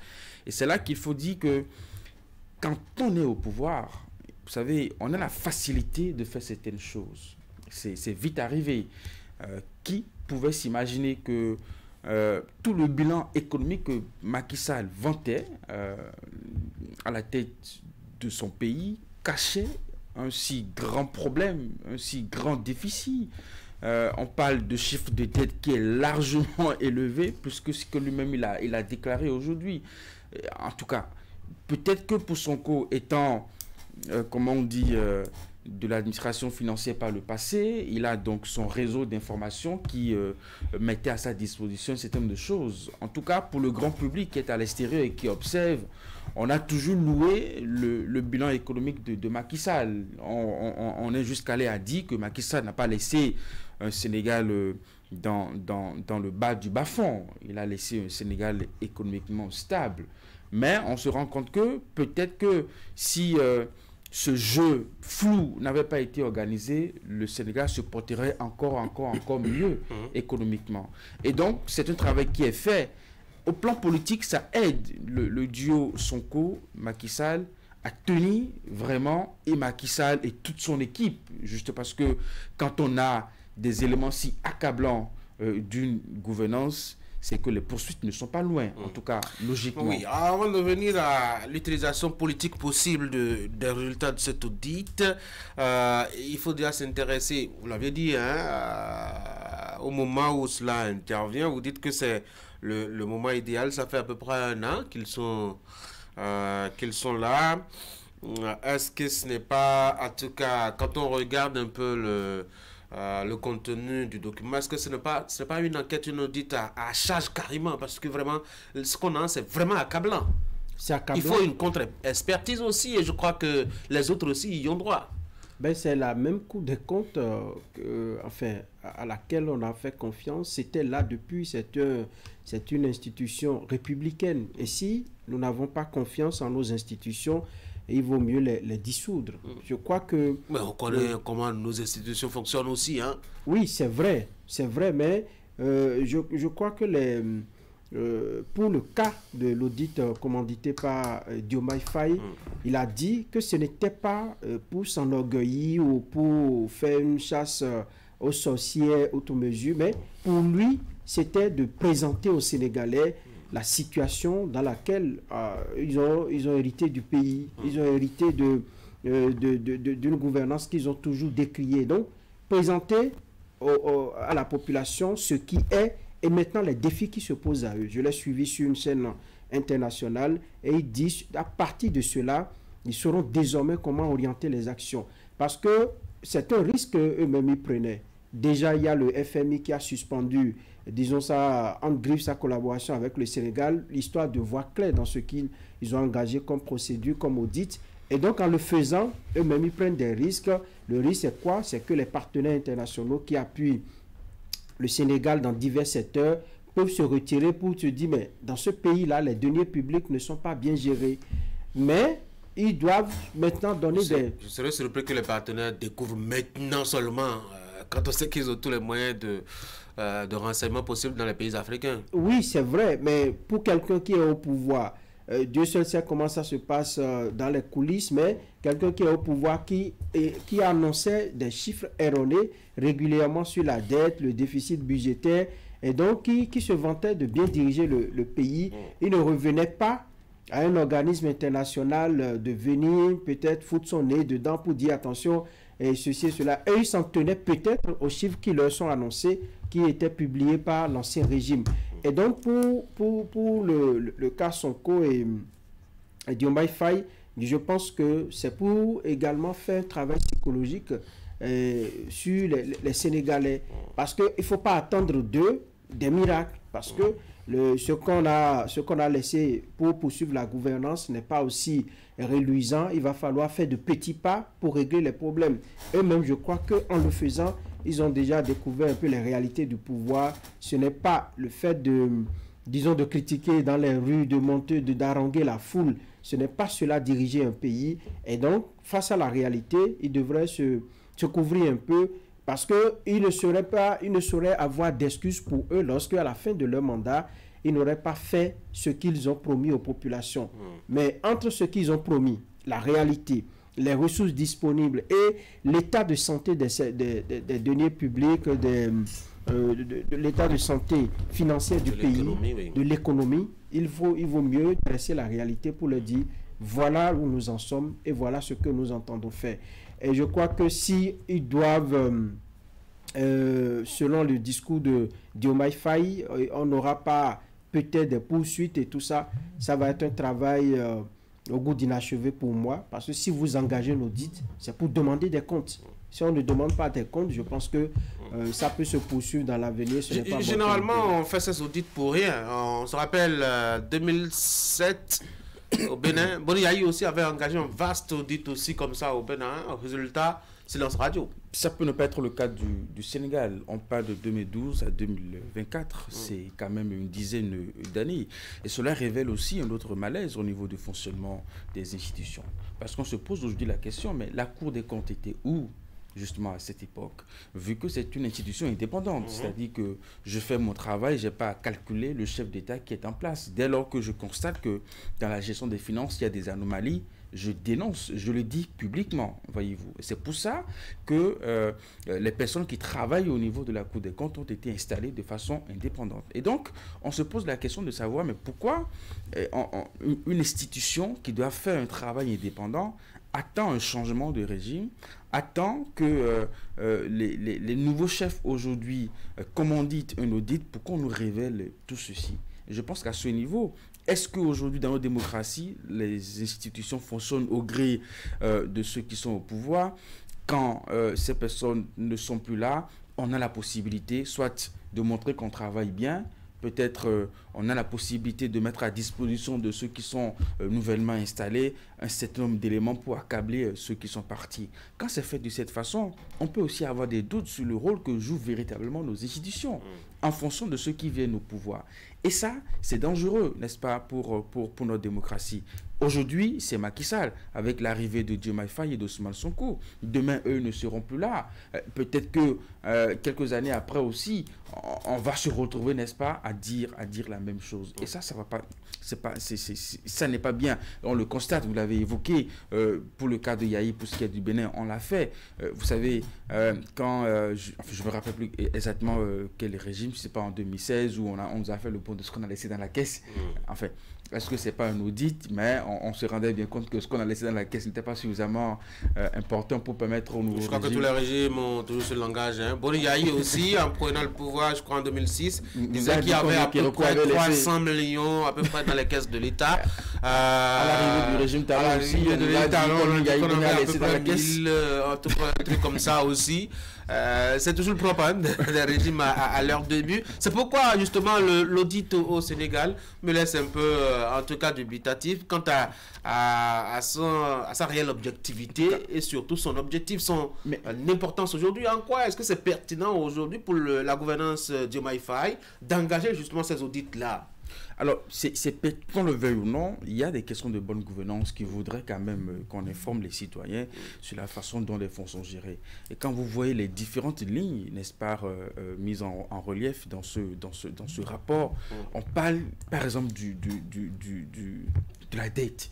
On aurait communiqué un taux qui soit aujourd'hui en tout cas inférieur à ce qu'on avait évoqué. Ça veut dire que quelque part, on n'a pas dit la vérité au peuple sénégalais sur la dette de leur pays. La gestion du budget, n'est-ce pas, problème également. Et donc, on a manipulé des chiffres sur toutes ces années, justement, pas une seule fois, au moins sur une dizaine d'années, et dire que la Cour des comptes est restée silencieuse sur ces anomalies. En tout cas, aujourd'hui, elle est suffisamment inspirée pour produire un rapport d'audit qui est intéressant. Ça nous permet d'évoluer. Donc, on est allé de façon technique au niveau de chaque ligne. On s'est même rendu compte qu'il y a des bâtiments publics qu'on a vendus, c'est-à-dire que des bâtiments publics réalisés sur financement public, mais qu'on a vendus à des privés. C'est assez énorme, en tout cas, comme montant. Donc, c'est beaucoup de délits à la fois au plan économique. C'est tout à fait normal que dans ce contexte, que ceux qui financent votre budget à je ne sais quel pourcentage, 50%, 40%, demandent de surseoir les financements. Parce que quand vous prenez le FMI qui finance le budget du Sénégal, on ne peut pas continuer par financer dans ce contexte-là. Il faut attendre vraiment de voir clair avant de relancer sans doute la machine. Franck, si on ne veut pas punir, pourquoi est-ce qu'on engage les audits? Oui, je l'ai constaté dans le discours de Diomaye Faye. Non, je pense qu'en attendant d'avoir la réaction de Macky Sall, parce qu'il va réagir, sont ceux qui l'ont soutenu. Il est très occupé actuellement au Maroc, je crois. Il a créé une entreprise, il est dans les... je crois dans les meubles, les immeubles aussi. Oui, mais c'est son image. Il est très concentré actuellement. C'est son image et la gouvernance qu'il a faite du Sénégal qui sont engagés. C'est cela. Et il va réagir. Je sais qu'on aura des réactions peut-être en interne, peut-être du Maroc qui va dire un mot. Et c'est même très important qu'il dise un mot, comme vous l'avez dit. Pourquoi la Cour des comptes qui était là, qui observait tout, qui n'a rien dit, et c'est maintenant seulement qu'on a trouvé qu'il y a des chiffres erronés qui sont annoncés par l'ancien régime sur la dette, le déficit budgétaire et tout. Ainsi vont nos institutions en Afrique. Et ça pose un réel problème. Ça veut dire que si celui qui est en exercice, qui est au pouvoir, il est là, on ne peut pas incriminer sa gouvernance. Comment est-ce que tout cela se passe? Il va falloir que l'on réfléchisse pour voir comment est-ce que nous installons, qui sont ceux qui doivent diriger nos institutions et quels sont les moyens dont disposent ces institutions pour accomplir leur travail. C'est important pour Diomaye Faye de le faire, mais je dis, ça paraît un peu comme une épée de Damoclès désormais sur la tête de ce duo qui dirige le Sénégal. Parce qu'eux-mêmes, à la moindre incatade, on va leur rappeler, attention, Vous nous avez parlé de malgouvernance dans ce pays. Et même quand ils vont partir, eh bien... Qui va le leur rappeler quand on sait que même les institutions sont silencieuses et n'ont de pouvoir et n'ont de devoir que lorsque le gouvernement est parti? Qui va le... Oui, mais ils ne vont pas rester à la tête du Sénégal ad vitam. Ils vont quitter un jour et des gens sont là en train de les observer actuellement. Ça va être fait peut-être à leur départ. Et donc, ils ont intérêt, en le faisant, de poser des bases solides pour une bonne gouvernance, d'éviter, disons, les mêmes erreurs que Macky Sall aurait peut-être commises, d'éviter également que les finances publiques soient manipulées de façon aléatoire, telle que nous le voyons dans les pays africains. Eux, ils ont promis de bien gouverner le Sénégal, les actions qui doivent suivre, disons, les propos qu'ils ont tenus tout au long de la campagne et depuis même, avant la campagne, le combat qu'ils ont engagé contre le régime de Macky Sall. C'est le moment de démontrer que, eh bien, qui sont véritablement des patriotes, des gens qui sont venus pour développer le Sénégal. Cela n'occulte pas le fait que, eh bien, dans leur gouvernance, qu'on puisse avoir des choses à leur reprocher, ce qu'eux-mêmes ils ont dénoncé par le passé. Il se pourrait qu'ils se retrouvent même au cœur de ces actes-là qu'ils ont eu à dénoncer, parce que le pouvoir, la recherche du pouvoir, la conquête du pouvoir, c'est une chose, mais l'exercice même du pouvoir, c'en est une autre. On attend de voir ce que cela va donner véritablement. Mais c'est déjà bien, c'est un bel exemple que l'on puisse, lorsque vous venez à la tête d'un État, vous avez vu l'État disons, dans une situation donnée, que vous puissiez, à travers votre programme d'action, à travers ce que vous avez promis aux populations qui vous ont accordé leur suffrage, qu'à la fin, qu'on puisse dire, voilà où nous en sommes. Personne ne devrait se résigner de voir des institutions fouillées dans la gouvernance, parce que ce ne sont pas en réalité les fonds de ces présidents-là, c'est ce que les contribuables ont cotisé, qui ont mis à leur disposition afin que vous développez le pays. Et c'est un bel exemple parce que ça va permettre à ceux qui dirigent les États de savoir que, attention, lorsque vous allez partir, on peut faire ci, on peut faire ça. Maintenant, qu'on ne l'utilise pas pour interpeller des gens, pour demander des comptes, c'est un choix fait par Diomaye Faye, et on ne peut pas le leur reprocher. Si les gens vont parler de cabale contre Macky Sall, et sous nos cieux en Afrique, on voit cela d'un mauvais œil. Quand il a fini, on dit non, il a fini, laissez-le partir, pourquoi vous le dérangez, ainsi de suite. C'est cette culture-là que nous avons en Afrique, mais progressivement, je pense qu'il faut en sortir pour demander véritablement des comptes à ceux qui ont la lourde charge de diriger nos États et d'utiliser les fonds publics pour le développement des pays. Allez, on va passer rapidement. Mais avant, si éventuellement le travail qu'a fait la Cour des comptes ne permet pas d'engager des poursuites pour situer des responsabilités, le travail aura été vain.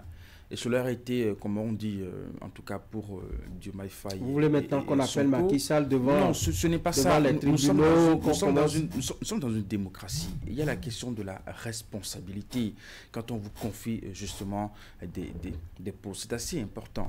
Vous savez, quand... En Afrique, on observe ces questions avec beaucoup de banalité parce qu'on estime que quand on a occupé ces fonctions, en réalité, on doit absolument rien exiger de vous, on doit absolument rien demander de vous. Vous pensez que les chiffres que le rapport a sortis, que le simple citoyen sénégalais ne se faisait pas cette idée? Nous savons ce qui se passe, ce qui se joue souvent au sommet de nos États. On va nous demander des preuves, on va nous demander est-ce que vous avez des éléments pour appuyer ce que vous dites. Nous savons qu'au sommet de nos États, il y a des histoires d'argent. Enfin, quand vous prenez les récents procès qu'on a eu à la Criette, que vous voyez les montants qui sont cités, on se pose bien la question, mais comment on arrive à décaisser autant de fonds? Comment on arrive à mobiliser autant d'argent? Quel est le travail, n'est-ce pas, qui se fait pour avoir autant d'argent? C'est des questions qu'on se pose justement. Est-ce qu'il n'y a pas conflit d'intérêts au sommet de l'État? Est-ce que parce qu'on est collaborateur du chef de l'État, on ne profite pas ça pour faire de l'abus de pouvoir, pour avoir des marchés? C'est des choses que nous observons. Juste quand vous le dites, on va vous demander est-ce que vous avez des éléments de preuve, n'est-ce pas, de ce que vous dites. Donc, nous savons que ça se joue de cette façon au sommet des États. Donc, si un régime estime que pour lui, qui veut imprimer, comment on dit, une marque de bonne gouvernance à la tête du pays, je prends le cas du Sénégal, on ne doit pas s'arrêter juste à l'audit.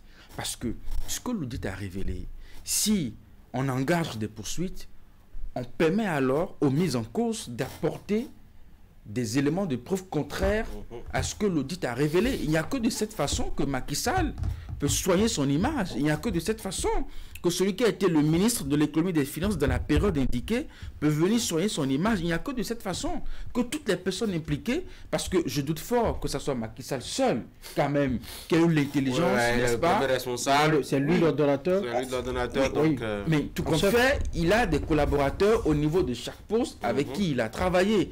Et donc, ce n'est que de cette façon, n'est-ce pas, qu'on peut voir clair, qu'on peut donner la possibilité aux autres acteurs d'apporter d'autres éléments pour dire le contraire. Est-ce que, deuxième axe de nos discussions, est-ce que ça ne va pas être un moyen justement de pression sur l'opposition? Par exemple, on a vu tous les régimes qui viennent et qui se la jouent, les transparents et les démocrates, les donneurs de leçons, à la fin, on a l'impression que c'est pour l'utiliser contre les opposants et les éventuels contestataires.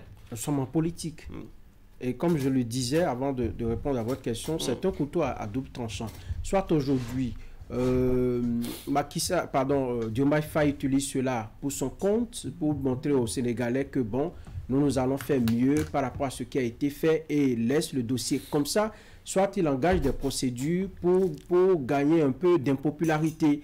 C'est vrai, ils ont dit qu'eux, ils ne sont pas venus pour être populistes, c'est pour travailler et tout. Mais il y a des gens, encore des caciques, des populations qui ne respirent et qui ne boivent que Macky Sall et qui vont se retrouver à les critiquer vertement, à se... Oui, mais... Oui, et donc, il y a ce côté-là qu'il faut et voir. on devrait regarder ça et ne pas situer des responsabilités. Non, c'est à eux de, parce que les citoyens adulent Macky oui. Sall, que si on le fait, on doit crier la chasse aux sorcières. Je pense que ça fait partie des faiblesses de nos démocraties. Et c'est un peu là que je rejoins Patrice Talon quand il parle de compromis. Vous savez, quand nos politiciens commettent des infractions, on crie vite au compromis, n'est-ce pas, pour camoufler le problème réel qui est véritablement posé. Est-ce que c'est parce que je suis politicien que je suis exempt de ce qu'on doit me reprocher? Je ne pense pas. Vous savez, actuellement en France, vous avez un ancien président qui a un bracelet au pied. En tout cas, pour les faits qu'on lui a reprochés. C'est quand même une démocratie là-bas. Vous n'avez pas me dire que Nicolas Sarkozy n'a pas des militants, n'a pas des amis, n'a pas des proches qui l'ont quand même soutenu tout le temps qu'il a passé à la tête de ce pays. Vous savez, ils continuent d'en avoir. Leur culture, je pense qu'il faut... ils incitent même les dirigeants à le faire. Ici en Afrique, on est tellement solidaires. Même quand vous allez dans un quartier, on dit, il y a un petit voleur dans telle ou telle maison. Les gens ne sont pas prêts à doiter la maison pour dire, mais c'est là qu'il réside le voyou que vous recherchez. Ils préfèrent même le protéger, ce qui rend la tâche difficile à ceux qui sont à la quête de ce voyou-là, pour le dénicher, pour l'extirper du reste de la population. Et donc, nous n'avons pas encore cette culture-là ici. Qu'ils commencent déjà par les interpeller, par les appeler, devant les tribunaux. Nous avons la culture qui cache le voleur, qui soustrait le voleur de la justice. Nous avons la culture qui cache le politicien de la justice. Bien sûr, c'est mauvais. Malheureusement, qu'ils commencent par les interpeller ou les amener devant les tribunaux, vous allez entendre, non, il s'est sacrifié pour ce pays, il a fait beaucoup de choses, pourquoi vous lui collez pas la paix, ainsi de suite, et ça empêche les gens de bien faire le travail. Je pense que nous devrons nous éduquer, donner les moyens à ceux qui nous dirigent de pouvoir éclairer la lanterne des populations sur de tels dossiers de malversation. Lorsque quelqu'un vient à la tête d'un État, il prend le pays dans un État donné, à la fin, qu'il ait la possibilité qu'on lui demande des comptes, mais dans quel État tu as laissé le pays. Parce que lorsqu'ils voient qu'ils sont dans leur second et dernier mandat, vous voyez les actes qu'on pose et tout ça, il n'y a plus trop de rigueur, on ne se contente plus d'appliquer véritablement les tests, on sait qu'on veut partir, les proches également s'en mettent plein les poches, ainsi de suite. Ça, il faut changer. Et c'est en cela que je dis, ce que font aujourd'hui ces jeunes à la tête du Sénégal, ça doit inspirer les autres États pour que on puisse véritablement avoir la possibilité de demander. Parce que tout ce qu'on fait, nos populations, c'est de sanctionner dans les urnes. Mais qu'est-ce que deviennent les gâchis qu'ils ont créés?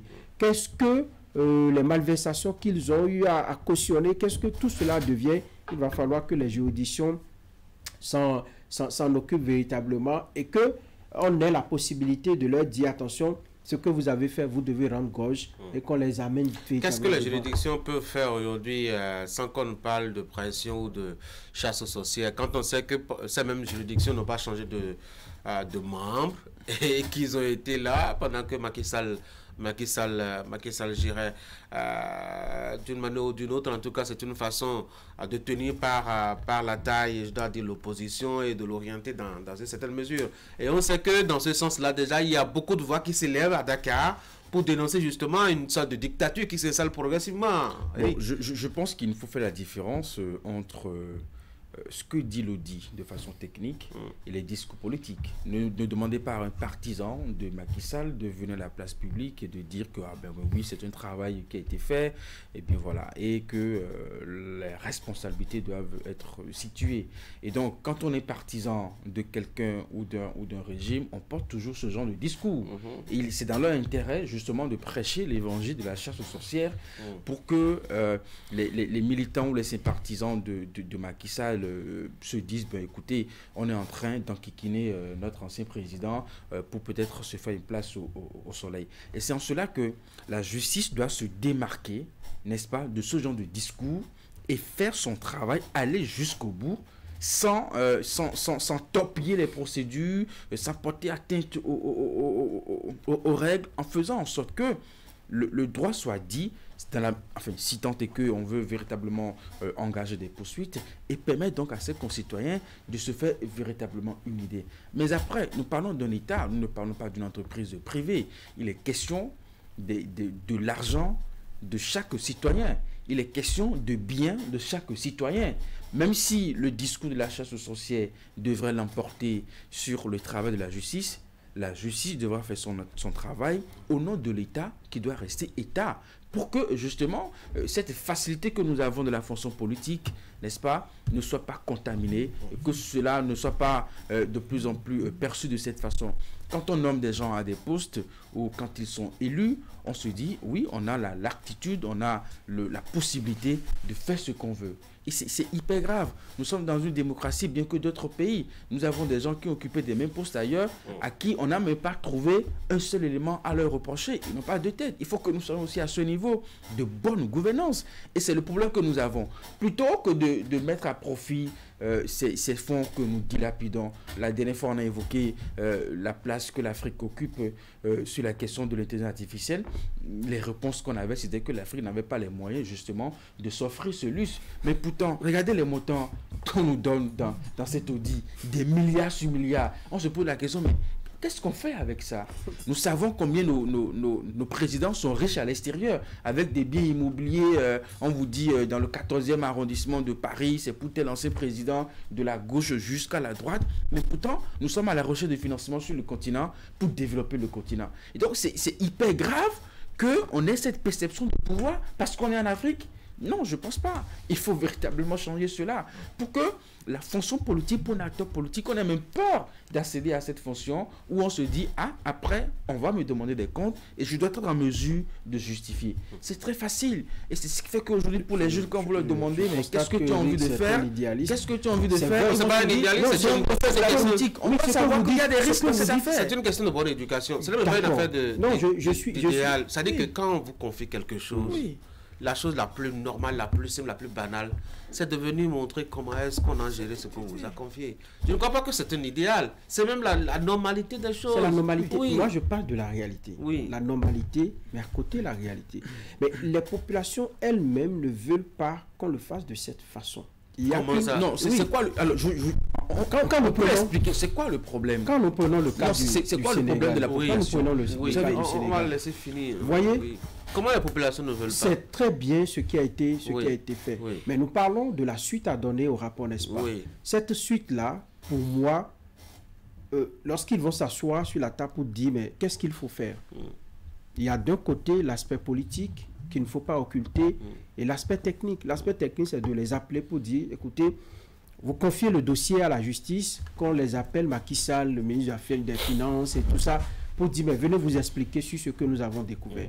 Mais lorsque nous allons le faire, qu'est-ce que ça va nous coûter au plan politique? Et malheureusement, en Afrique, je ne dis pas que ce que Eric a dit, que ça ne doit pas être le cas. Moi, je suis d'accord. Mais dans la réalité, ce qu'on observe, vous allez voir, quand on va engager les procédures judiciaires, ça va commencer par crier de partout. On va dire, comment de partout? Il y a que les éléments militants, comme vous l'aviez dit. Est-ce que il y a vous avez forcément vu un dernier militant de Macky Sall qui existe dans un petit coin quelque part, qui va crier à la chasse aux sorcières? C'est ce que vous pensez. Oui. C'est ce que vous pensez. La mentalité africaine montre déjà dans plusieurs cas, dans plusieurs situations, que lorsque ça arrive comme ça et vous commencez, on va dire, mais non, c'est pas, il ne mérite pas ça. Même les intellectuels vont sortir pour dire, écoutez, non, il ne mérite pas ça. Ce qu'il a fait pour ce pays, il a développé, il a fait ci, il a fait ça. Malheureusement, c'est le cas. Vous voyez, et donc, si ils doivent choisir entre poursuivre aujourd'hui et s'en tenir au rapport pour améliorer les choses, je pense que le choix qu'ils feront, c'est de partir sur cette base-là pour améliorer eux-mêmes. D'abord, ça va être un baromètre pour eux, pour améliorer leur gouvernance, pour ne pas tomber dans les mêmes travers que le régime Macky Sall. Mais s'ils commencent la poursuite, je dis, vous allez voir tout ce que ça va produire. Ils peuvent l'engager pour dire, mais nous voulons faire la lumière sur ça, et ça peut coûter ce que ça peut nous coûter, ils vont foncer droit. C'est l'idéal. Mais je doute fort qu'ils prennent cette option-là pour des raisons vraiment politiques. Je ne crois pas que ce soit les populations qui n'aiment pas la transparence et la bonne gouvernance. Non, je pense plutôt que les acteurs politiques s'entendent dans notre dos. Tu voles, je viens constater que tu as volé, d'accord, regarde, tu vois, je sais que tu as volé, donc laisse-moi aussi voler pour que celui qui viendra après vienne voler tranquillement. C'est un mal se perpétue. Oui, le mal se perpétue. Il n'y a aucune population qui dise, je cotise, tant pis, volez comme vous voulez, et si on attrape vos voleurs, je ne suis pas content, je manifeste. Il n'y en a pas, sauf peut-être quelques manipulations politiques. Et je crois que de plus en plus maintenant, les jeunes, ils s'informent, ils sont de plus en plus aguerris, ils sont de plus en plus éduqués politiquement, et ils comprennent les enjeux. Aujourd'hui, vous avez pu voir quand même la série, je dois dire, d'affaires au niveau de la justice béninoise avec les milliards engagés. Est-ce que vous avez mis un petit jeune dehors pour dire non, il ne faut pas le condamner, non, la politique, oui, la politique, il n'y en a pas. Citez-moi un ou deux exemples en Afrique où le président, les gens finissent. On voit parfois des gestions catastrophiques où les gens quittent, parfois même c'est dans un bain de sang qu'on laisse le pays. Mais quand ils partent, eh bien, on les oublie. Et ils s'en suivent. Citez-moi des exemples. Oui, parce vraiment en Afrique où on a interpellé véritablement des gens. En dehors de quelques, peut-être en Guinée où on parle de massacres ou quelques rares coins en Afrique où on a pris ces initiatives. C'est déjà bien que vous reconnaissez qu'il y a du rare cas. De ces rares cas. Mais je l'ai dit tout à l'heure que les acteurs politiques s'entendent dans notre dos. Ceux qui prennent le pouvoir, ils savent qu'eux-mêmes ils sont venus, non pas pour bien gouverner, mais pour piller, voler et partir. Et parce qu'ils sont venus pour ça, avec ce projet de société, ben, ils ne peuvent pas inquiéter leur prédécesseur, justement. Et c'est un serpent qui se mord la queue. Et ceux qui vont venir après, et ainsi de suite. Sinon, aucunement, on n'a jamais vu quelque part quelqu'un engager quelque chose contre la mauvaise gouvernance et que la population sorte dans la rue pour dire pourquoi est-ce que vous voulez punir X ou Y. Ce sont les acteurs politiques eux-mêmes qui s'entendent. On entend ces discours-là, on dit c'est la chasse aux sorcières, il ne faut pas le faire. Il faut pas de la bouche de qui? Oui, des acteurs eux-mêmes. Non, quand vous parlez d'acteurs, donc vous ne voyez pas parfois des populations manifester. Ah oui, pour dire ça. J'ai entendu on voler des milliards, non, c'est la chasse aux sorcières. Oui. Non, on ne dit pas de cette façon, on vous dit simplement que... La victimisation en politique, c'est un art qui est très utilisé par les acteurs politiques. Après, on peut manipuler des citoyens. Mais aussi, vous savez, c'est vrai qu'il y a dans notre société ce genre de deal entre acteurs politiques et population parce que le monsieur les a entretenus pendant un bon moment, il paye les factures de la famille, à l'approche des fêtes, il envoie des vivres. Écoutez, quand vous recevez ce soin sur plusieurs années et que vous ne vous êtes jamais posé la question, mais ce que le monsieur vous donne, il tient ça d'où? L'argent vient d'où? Et qu'un jour, on se rende compte que c'est un monsieur, et qu'on se rend compte que la même personne qui vous offre tout ça, n'est-ce pas, a dilapidé des fonds publics. C'est normal que le soutien que ce dernier vous a apporté, qu'au nom de ça, n'est-ce pas, vous lui apportez un soutien symbolique, notamment au plan moral.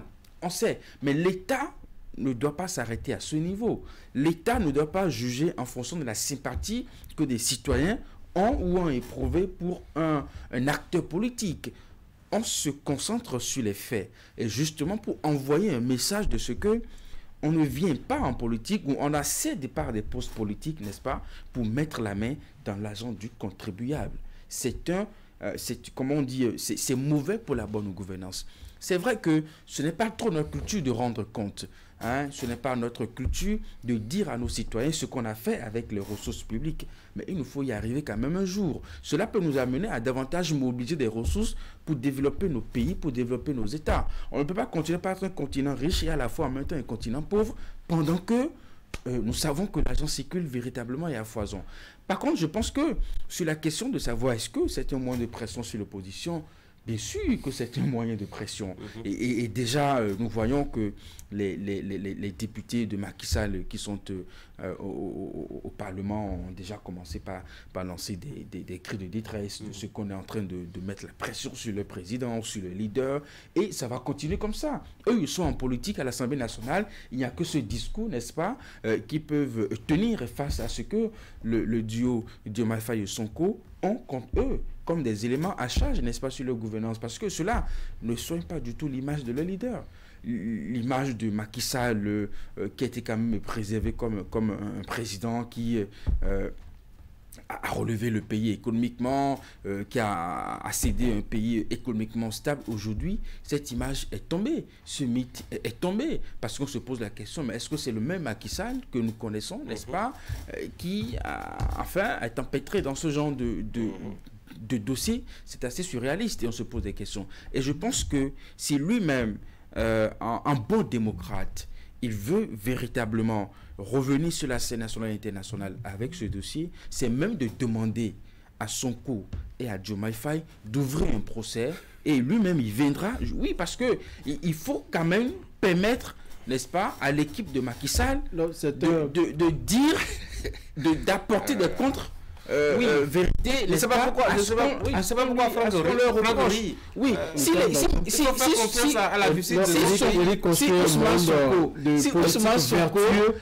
de politique. Il faut rêver de ça. Oui, de politique. Il faut rêver de ça. Si Ousmane Sonko et Diomaye Faye ne veulent pas aller au procès, Macky Sall peut l'exiger. Oui. Non, vous ne verrez pas ça. Allez, troisième axe de nos discussions. C'est un moyen de pression sur l'opposition, parce que, eh bien, tous ceux qui essaient de pouvoir, ils veulent avoir quand même un peu d'espace pour gouverner, mettre en place leur politique et tout.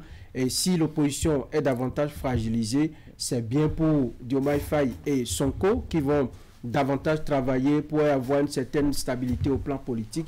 Et donc, c'est ce rapport-là, ça va permettre aux politiciens opposants quand même de se caser, de s'asseoir quelque part pour dire attention, de se calmer un peu pour dire nous avons des choses à nous reprocher. Est-ce que ce n'est pas justement, troisième axe, est-ce que ce n'est pas justement dangereux cet audit-là? Parce que vous savez, ce n'est pas seulement les sous des Sénégalais, c'est aussi le sous des partenaires techniques et financiers, enfin en griffe, les gentils bons hommes d'ailleurs là, qui viennent nous donner l'argent. Est-ce que de révéler cela sur la place publique n'est pas un moyen non seulement de les décourager, mais aussi et surtout d'inciter les actuels dirigeants, ceux qu'on va nommer, de faire exactement comme l'équipe à ça l'a fait, ou bien pire, parce qu'on a l'impression que à mesure où nous avançons dans le temps, eh ben, le détournement prend du volume et de l'ampleur. Hier, si on parlait de millions, aujourd'hui on parle de milliards, hein, Franck? Pour moi, c'est que avant d'engager cet audit-là, les actuels dirigeants du Sénégal ont dû prendre des précautions, parce que je vous l'ai dit, le FMI a déjà suspendu un peu sa collaboration. Déjà très tôt. Oui, avec le Sénégal pour voir clair. Donc, en le faisant, c'est sûr qu'ils ont pris conseil pour dire, mais si nous le faisons, qu'est-ce que cela peut avoir comme impact dans les relations que nous entretenons avec ces partenaires techniques et financiers qui nous soutiennent. C'est vrai, il peut y avoir suspension, mais c'est la façon dont ils vont gérer la suite, pour moi, qui va déterminer, disons, le raffermissement des relations avec ses partenaires financiers. Parce que si c'est fini maintenant et on donne de réelles garanties à ces institutions internationales pour dire, désormais, nous allons axer nos actions sur, disons, le respect des normes, nous allons faire des publications pas erronées comme Macky Sall, mais nous allons publier des chiffres réels. La Cour des comptes sera activée pour faire bien son travail et on donne de grosses garanties aux institutions financières internationales. Je pense que le problème ne se posera pas. Mais si le dossier n'est pas bien géré, c'est que le Sénégal risque perdre des plumes sur ce plan-là et de ne plus voir beaucoup d'institutions financières internationales s'intéresser à leur cas. Et donc, pour moi, c'est une bonne chose, mais à la fois, il faut gérer avec ça pour rassurer, voilà le mot que j'ai, pour rassurer davantage ces partenaires-là qui vous appuient dans vos programmes de développement et autres. Si ce n'est que pour... Si tout cela est fait pour faire perdre des partenaires au Sénégal, je ne pense pas qu'ils s'engageraient dedans. Parce que sans l'aide de ces partenaires, je ne pense pas que le budget même du Sénégal puisse faire quelque chose. Il faut attendre forcément ces aides-là pour combler des vides, pour combler des trous et mener certaines actions. Diomaye Faye doit en être conscient et des dispositions certainement sont prises pour aller dans ce sens-là. Eric, est-ce que ce ne serait pas un danger pour l'économie sénégalaise aussi? Oui, parce que ça crée un vide en termes de financement. Mais après, moi, je ne m'inquiète pas pour ces partenaires, le FMI, la Banque mondiale, parce qu'ils ont des moyens plus efficaces de contrôler leur argent que même des États qui en reçoivent. Pourquoi je me surprends de les voir surpris par l'état des choses? Non, peut-être qu'en arrière-plan, ils savaient tout ça. Ils savaient vraiment qu'il y avait déjà un audit qui était déjà lancé. Maintenant, la décision de ce soir, c'est vraiment de permettre la procédure aller à terme. Et peut-être après, ils verront véritablement ce qu'ils vont faire. Et donc, je ne suis pas étonné que le FMI ait déjà des éléments d'information sur ce que l'audit a révélé peut-être aujourd'hui. Peut-être qu'eux le savaient depuis, parce que c'est leur agent et ils ont des mécanismes de contrôle qui leur permettent justement de savoir comment les fonds sont gérés. Mais peut-être aussi que c'est de ça que les partenaires ont besoin pour que la crédibilité soit renforcée, pour que la machine soit relancée. Peut-être que c'est même une injonction de ces organismes que le travail soit fait et ça va nous permettre de voir clair avant de repartir sur de nouvelles bases avec vous. Peut-être que, parce que ça, ce n'est pas des éléments sur lesquels on communique beaucoup, il arrive que ces organismes demandent expressément à des États, n'est-ce pas, de faire des audits pour que cela soit vraiment très visible et permettre à l'opinion publique de savoir ce qui est en jeu. Et donc, je me dis que pour Sonko et Diomaye Faye, c'est un bon point où ils sont en train de jouer la crédibilité de leur pays en mettant à jour, n'est-ce pas, ce que l'audit a révélé, pour que les partenaires puissent savoir que nous avons aujourd'hui à la tête du Sénégal des gens en qui nous pouvons faire confiance, des gens qui sont crédibles, qui mettent un point d'honneur sur la bonne gouvernance, en qui nous pouvons davantage confier justement des fonds pour le développement du pays. Après, nous savons aussi que ces organismes, même si ils sont conscients qu'en Afrique, nous dilapidons véritablement des ressources, cela ne nous empêche pas à toujours financer des projets, parce qu'ils savent que nous en avons besoin. Ils savent aussi par où eux-mêmes ils récupèrent ce même fonds dans les ressources minières. Donc, c'est une affaire où on se connaît en fait dans le milieu. Bon, pour soigner les apparences, on continue par financer et puis on évolue. Donald Trump va régler ce problème. Je sais pas comment. Donald Trump, il a suspendu... Il va venir enfermer tous les partisans de Macky Sall. Non, il retire les programmes, comme il a déjà fait, ça crie un peu partout. Moi, je suis surpris que les Africains crient. C'est quand même bizarre, hein? Oui. Que les Africains crient parce qu'on a suspendu un programme. Il me semble que le Niger est resté fermé au monde pendant pratiquement 1 an. Ils ne sont pas morts jusque-là. Ils ne s'attendaient pas. Oui, ils sont pas morts. Il nous reste à travailler. Ils sont pas nous morts. Ne travaillons pas, nous pensons qu'on peut se développer simplement parce que quelqu'un nous aide. Justement, nous avons une conception assez exceptionnelle de l'aide. C'est-à-dire qu'en Afrique, l'Africain perçoit l'aide comme un devoir, une obligation de celui qui est à côté. L'aide n'est pas une obligation, l'aide n'est pas un devoir. Bon, même si la loi demande à ce qu'on assiste des personnes en danger, tant que c'est la fin, ce n'est pas un danger, il faut que nous travaillions. Et quand ces gens-là, quand ils viennent, le discours qu'ils tiennent, disent le peuple américain. Ça veut dire que ils ont tellement travaillé qu'il y a eu un peu de surplus. Oui, qu'ils viennent nous jeter un bon gentilhomme. Vous voyez, donc on dit le peuple américain. C'est cela. On vous dirait également le peuple chinois. Mais jamais nous on ne dit le peuple africain va pour faire ci, pour faire ça. Le peuple africain a envoyé Macky Sall la dernière fois à gérer la guerre en Ukraine, par exemple, parce que... pour aller faire quoi? Oui, le peuple africain n'était pas content de la façon dont la guerre ukrainienne se déroule. On a un problème. Nous ne travaillons pas en Afrique, c'est tout. Nous attendons qu'on nous aide. Bon, j'espère qu'on va s'en sortir avec les FMI et autres là. Allez les gars, merci. Bonne journée. Mesdames et messieurs, c'est la fin d'Actu Matin. Merci d'avoir été là. Bonne journée.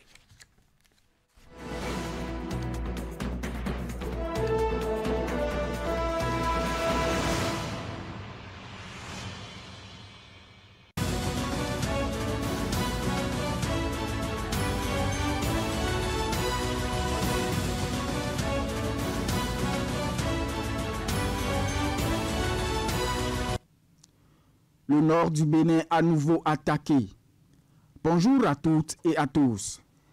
Après le carnage du Point Triple, survenu en janvier dernier, un nouvel assaut a été lancé samedi 15 février 2025 par les djihadistes sur Bani Kwara, rapporte le matinal.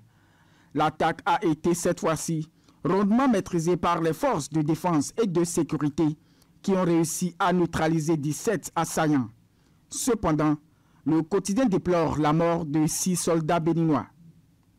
Cette attaque perpétrée à 1000 lieues du sud du Bénin n'empêchera pas le programme 20 000 logements du gouvernement d'entrer dans sa phase la plus attendue par les Béninois. Fraternité annonce que la société immobilière et d'aménagement urbain SIMO va enregistrer ses premiers propriétaires jeudi 20 février prochain. Programme logement.bj, c'est sur cette plateforme que toutes les formalités de réservation devront être faites. Il s'agit de la création d'un compte d'utilisateur, le remplissage du formulaire d'inscription et le paiement des frais de réservation.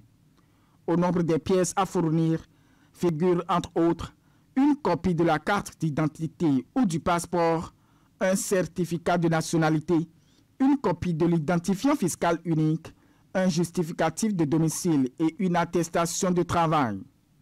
Toutes les informations utiles sont fournies par le quotidien Maison à sa page 8.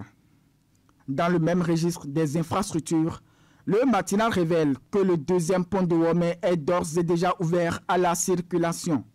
Selon le Canard, la mise en service officielle de l'ouvrage a été effectuée samedi 15 février 2025 dans une ambiance festive par le ministre conseiller aux infrastructures, au cadre de vie et à la gouvernance locale, accompagné de son collègue de l'énergie et des mines. L'occasion a été saisie par Jacques Ayadi pour rappeler aux populations le respect de la vitesse de circulation limitée à 30 km/h. Décryptage Info, pour sa part, s'intéresse à la transformation numérique du Bénin et note que le pays est désormais à une couverture Internet mobile de 94%. Parlons de l'élection présidentielle de 2026 à présent avec l'emblème du jour qui annonce des primaires à l'Union progressiste, le renouveau, pour la désignation du duo candidat. Il n'y aura ni bruit ni confusion. Nos structures sont prêtes à organiser un processus rigoureux et transparent, dit le porte-parole de la formation politique de la mouvance présidentielle, Christian Parfait Aoyo. Le matinal confirme l'information et précise que ces joutes se tiendront dans moins de 6 mois. Même dynamique au sein du parti Frères Bloc républicain selon Fraternité qui s'est entretenu avec Benoît Degla. Si le duo président et vice-président doit être connu en mai ou avant octobre, le BR ne va pas rester les bras croisés. Il va participer activement au choix qui sera fait, a déclaré le député à l'Assemblée nationale et ancien ministre de la Sécurité publique. Surfant sur la vague, Matin Libre a recueilli également l'opinion de Benoît Degla sur l'actualité nationale, notamment les velléités de suscitation d'un 3e mandat de Patrice Talon. Pour ce membre du BR, il s'agit tout simplement d'un marché de dupes.